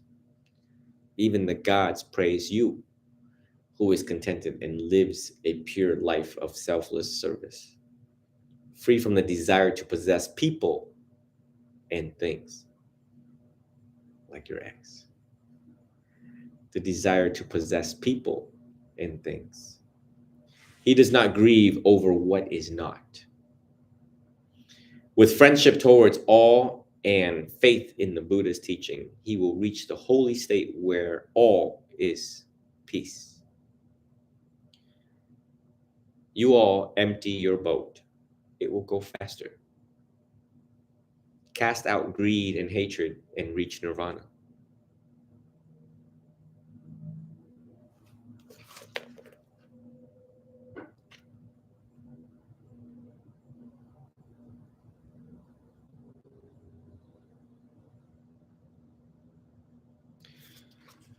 The one I call a Brahmin, who is never angry, never causes harm to others, even when harmed by them. That's why you don't ever see Buddhist monk, grab a grenade launcher and launch back at people. Even there's a few pictures, but they didn't practice the right way. Yeah. They missed the point. They forget. There's 84,000 teachings. Sometimes they forget a couple lines in there, so they launch at riot cops on Google. Yeah. And even if I do that, if I ever do that, then you all have to look at your own practice. Ajahn Chah said that. Even when the teacher himself misbehaves, now or in the foreseeable future, that's why we teach you all not to attach onto us. We are the good friend, the wise friend, the Kalyana Mita. We're not guru and expect us to be perfect or fully enlightened. And also, when I misbehave or if I go south, then that's when you realize, well, I guess the hindrances got the best of him, or greed has won him over, and somewhere down the line he done forgot a couple lines in the Dhammapada, right?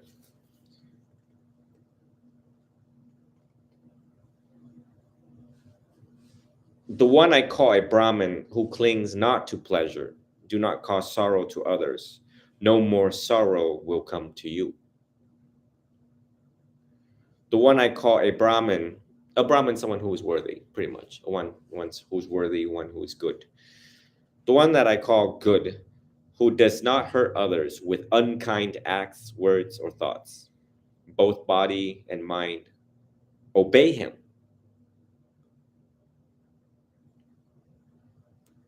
The one I call a Brahmin who walks in the footsteps of the Buddha, light your torch from the fire of his sacrifice.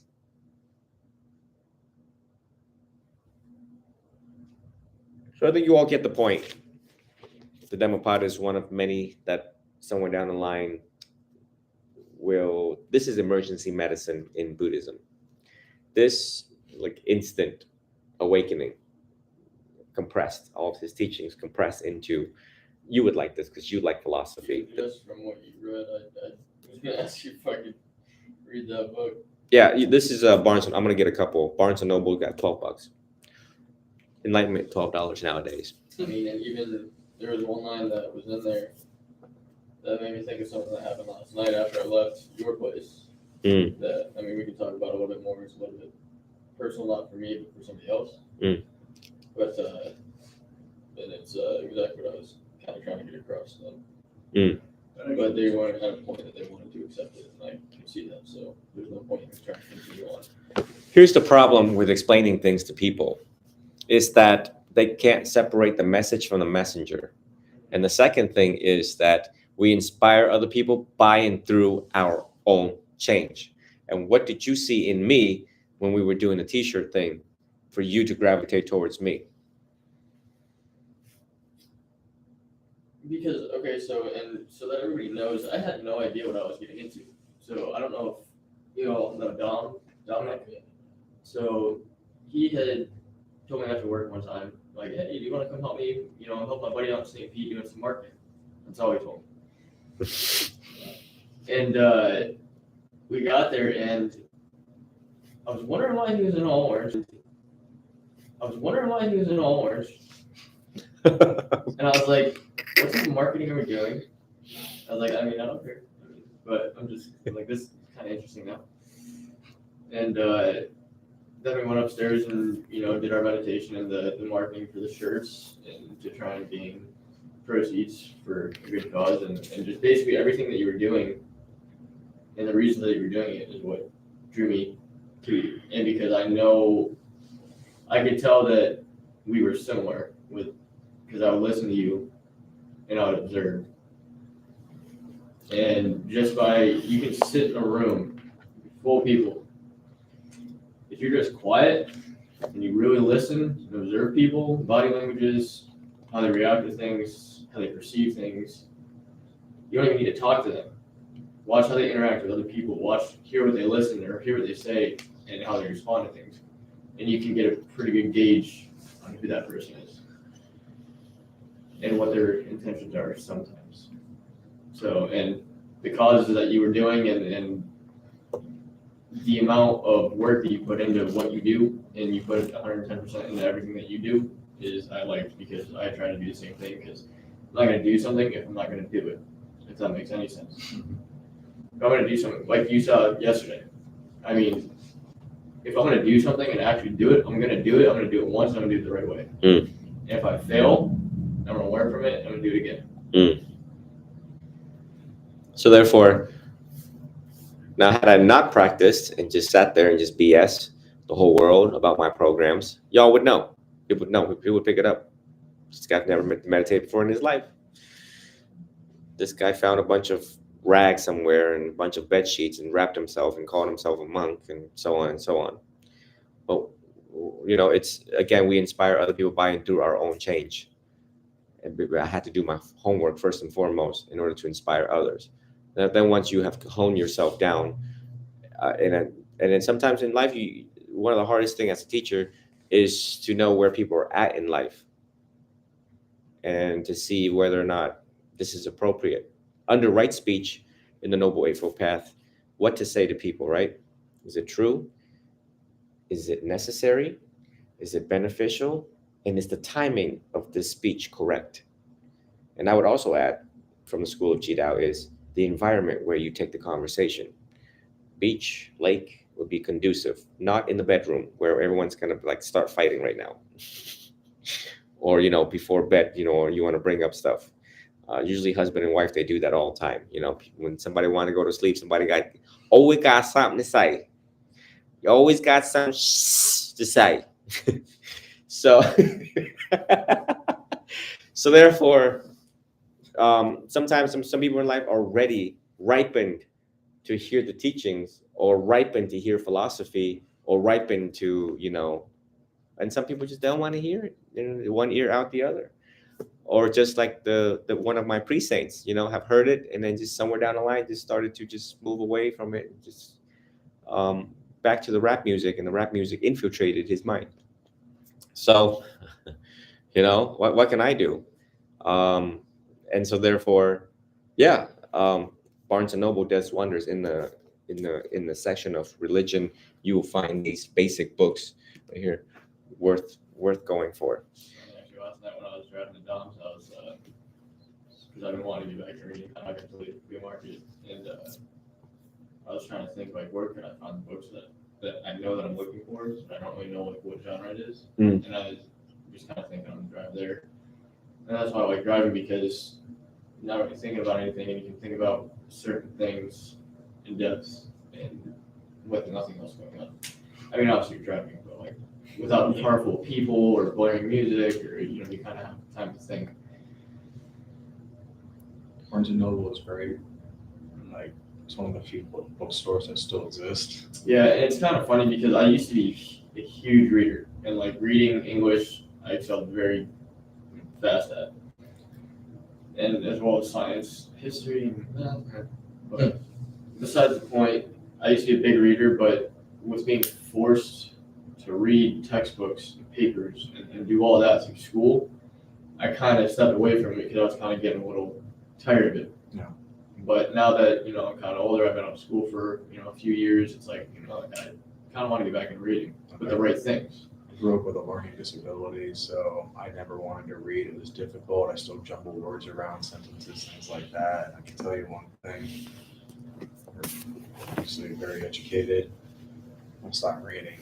The cool thing about Barnes and Noble is they got a philosophy section, they have a religion section, they have self-help, they have all, obviously, fiction, they had everything. Pick up whatever you want. Like, you had Brave New World. You've read that book?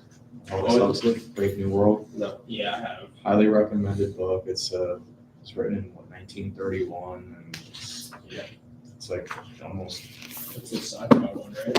It's about like the Ultratarian Society, right? I think. Yeah, it's about the society of people. It doesn't matter right now, but my point is it's a great book. There's that. I mean, there's all sorts of really good text, and every now and then I'll read something that really is just kind of interesting. Maybe it doesn't have necessarily kind of grounds you.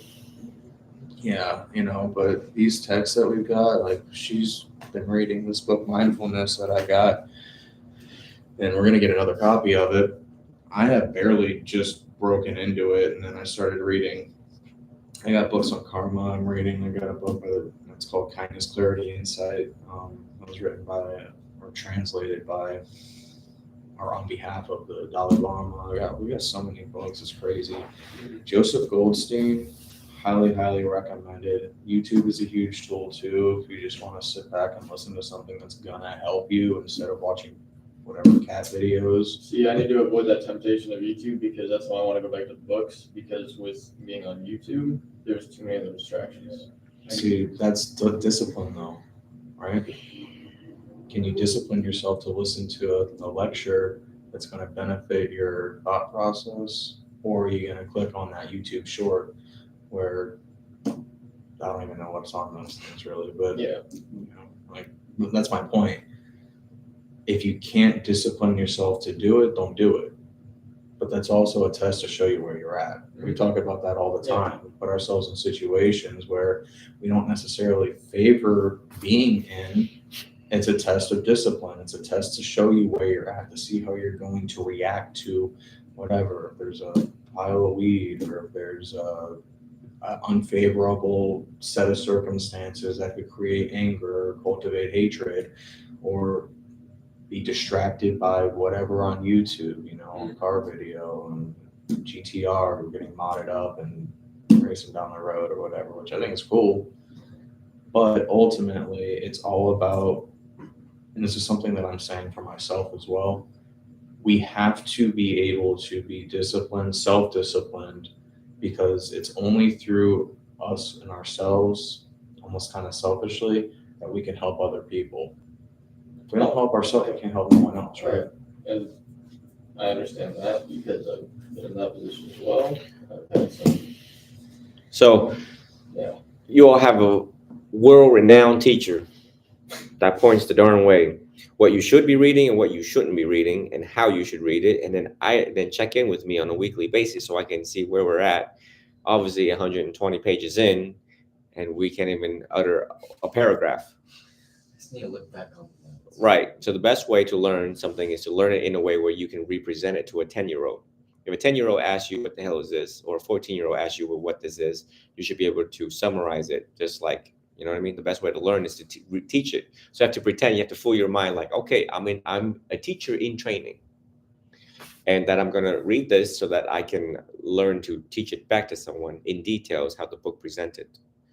When I select book, when professors select book, they know what to select proper for the student's age and stage in life. We would never give you a book that we think you would never understand. We would never give you a book that we think that you wouldn't remember, right?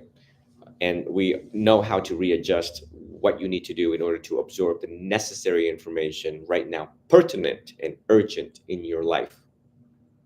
Necessary, urgent, and pertinent in your life. You know, I'm 35. I would hope to strike you all that I'm an intelligent teacher, and I don't like to waste my time. So I don't ever sit there and read stuff that is a waste of my time when I can do other stuff, more productive, you know. And therefore, everything that I suggest people have to read is for their own benefit, and that in life, it will make you money. Simply put, if you're not mindful, you can't make money. If you're not mindful, you can't keep the job that you have. You're going to get fired and stuff like that. There was once a cop that missed a gun in a purse and it got through the jail. So she got cited on her personnel file. Effectiveness and efficiency. Just like, poor thing. How do you forget a gun in a purse and then log it into the jail? You know, properties and evidence. So, well, guess what? Someone suspended without pay. Without pay. Had she took this class, maybe you've been a little bit more mindful. So again, the clinical application of mindfulness. The more mindful you are, the more money you make. That's it. For all you young people worldwide. For me, spiritual height. For everybody else, make money, pay bills, make your donations. So, anyways, everyone get the point, right? I don't want to dwell on this any further because I want to be considerate of your tummy since most of you have not eaten breakfast and it is close to 12 o'clock. Again, keep at it. You have a book before you leave right over there. It's called The Art of Happiness by the Dalai Lama. You have a book before you leave, more book for you, The Gentle Art of Verbal Self-Defense for engaging with the public. And then there's a psychology book there too, black, that you, if you want, you can, right there. Yes, I was already looking at that book. Why do you look so sketchy when you looked at that book? Huh? You're like, yes, dark psychology. No, it's not that, but I don't know if you noticed, but I've been looking at the bookshelves and the spines and what's over there. So this is 25% of my library, or not even. This is 10% of my library. So most of these came from my dad's office, where my humongous library. So when I'm done with them, I leave it here, and it obviously emphasizes mind, body, business. I'm a minor in business, you know. So you're all free to grab whatever that resonates with you, and this is good shit, not rap and reels and shorts. I want you to I'm a little. Well, He doesn't have to go road at any bro. I know, we tried to explain. He doesn't. that's because I learned from teachers who have proven themselves to be enlightened beings, actual enlightened beings. You know what I mean? Actual arahants. Versus who this fool? Oh, he sounds great. He sounds what you know what he talking about, bro. Hey, hit him up on his podcast, bro. And then it's just like, what? He hasn't proven himself in the eyes of Asians, particularly in the eyes of Asians. I'm sorry, I don't want to sound racist or biased or prejudiced and stuff like that. Don't take it the wrong way. You get what I'm saying? We the assessment and evaluations of Asians is that when they look at a teacher, they're like, who the hell? And then they start questioning. We have like a long list as teachers to like check mark before they actually think you are qualified enough to lead people into the path of non-suffering, because they don't want to sit there and suffer even more. So they don't want to waste their time sitting there listening to someone, you know what I mean? Yeah. So they have to, they're actually like putting a magnifying glass and be like, who this? He's not too bad. A little stupid, but not too bad. Anyways, so anyways, America is young. Civilization 300 years old, less than like 268 or something like that. Okay. Asian civilization, thousands of years of wisdom, thousands of years. Okay. Yeah. Replay that short. So anyways, the smarter y'all is, the clever you guys are. Be aware of your intelligence, channel your intelligence the right way. Channel your intelligence towards the path of the one and only Historica Gautama Buddha. That man will teach you how to make money. That man will teach you how to find love and keep the love that you have found. That man will teach you how to be young and stay young and look young for the ladies. Reference Valentine's Day coming up. So that man is not a simp. That man done had a wife and a child. So he has lived. He was just human, just like all of us, achieved enlightenment by and through his own effort. So if y'all lazy, you ain't gonna get there. All right. Let me conclude my session for today. And I don't want to sound like your parents either. So short, brief, and sweet.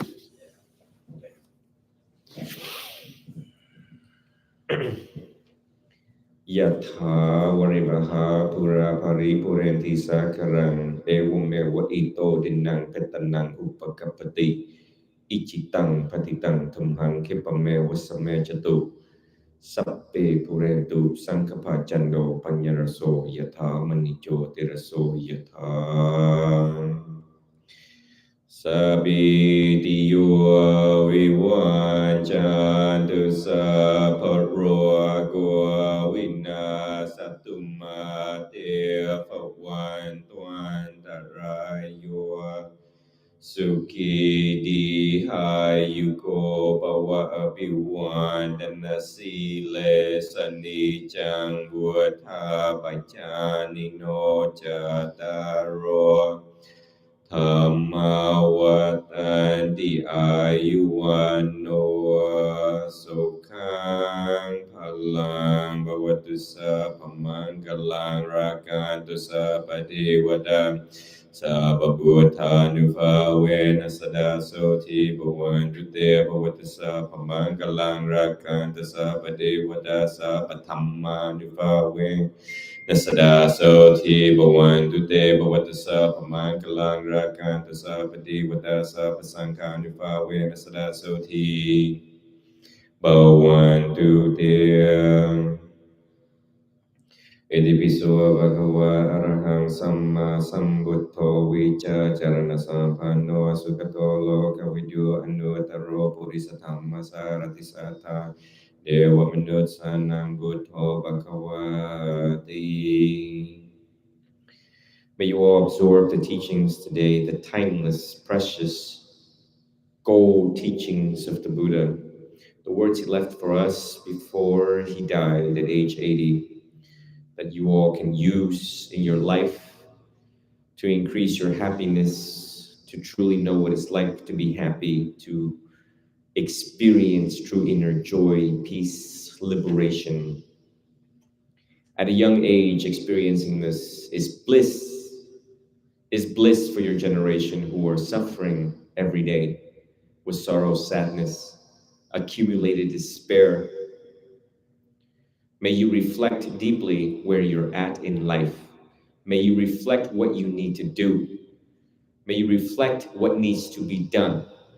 May you reflect what you need to practice. May you know the wisdom to know and internalize that the problem is you think you have time.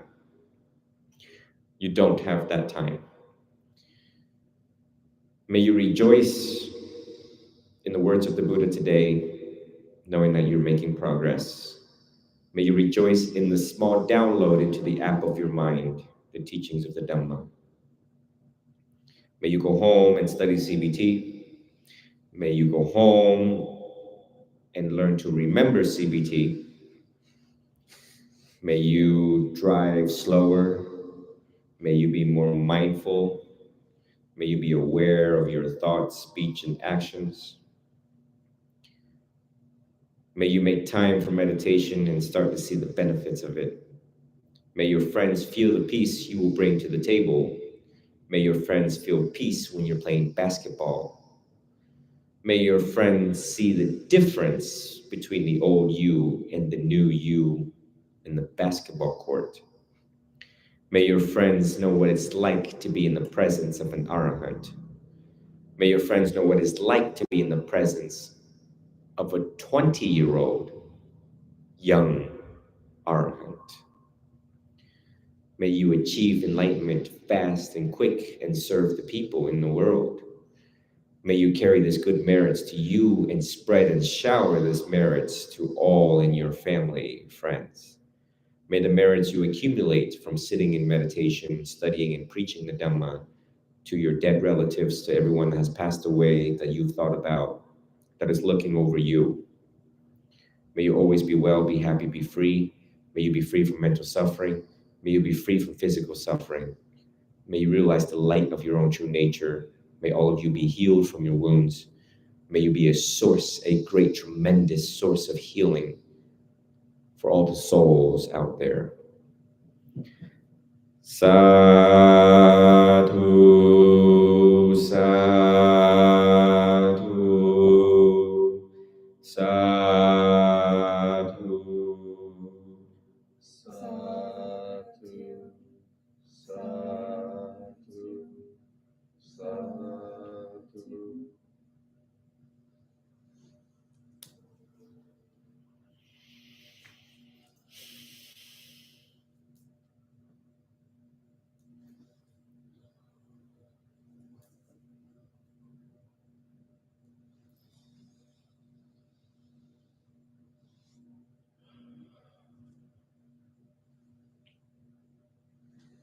Oh my God, how beautiful. Can you just pause there for a second and do that again? Put your hands together again.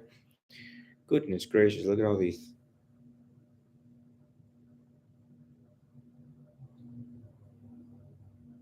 Enlightenment is not all that mysterious. Look at all of the Gen Zoomers and millennials in this room. A sheer determination to study, to get towards the path of enlightenment, closer to enlightenment, if not enlightenment itself, the path to Arahant, the fourth highest stages of spiritual attainment and sainthood, Arahantship. Oh my God, that's beautiful. Okay, you all are dismissed. Have fun this weekend. Study hard. We will reconvene next Sunday. Try to try to be here as much as you can. Thank you, Miss Julia.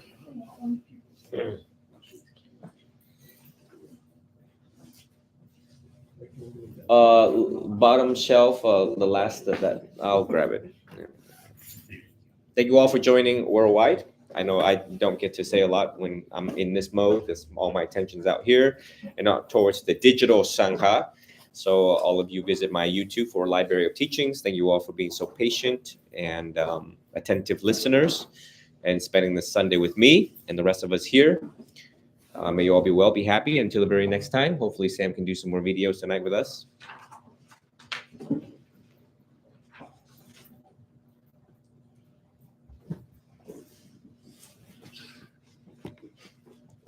All right, you two young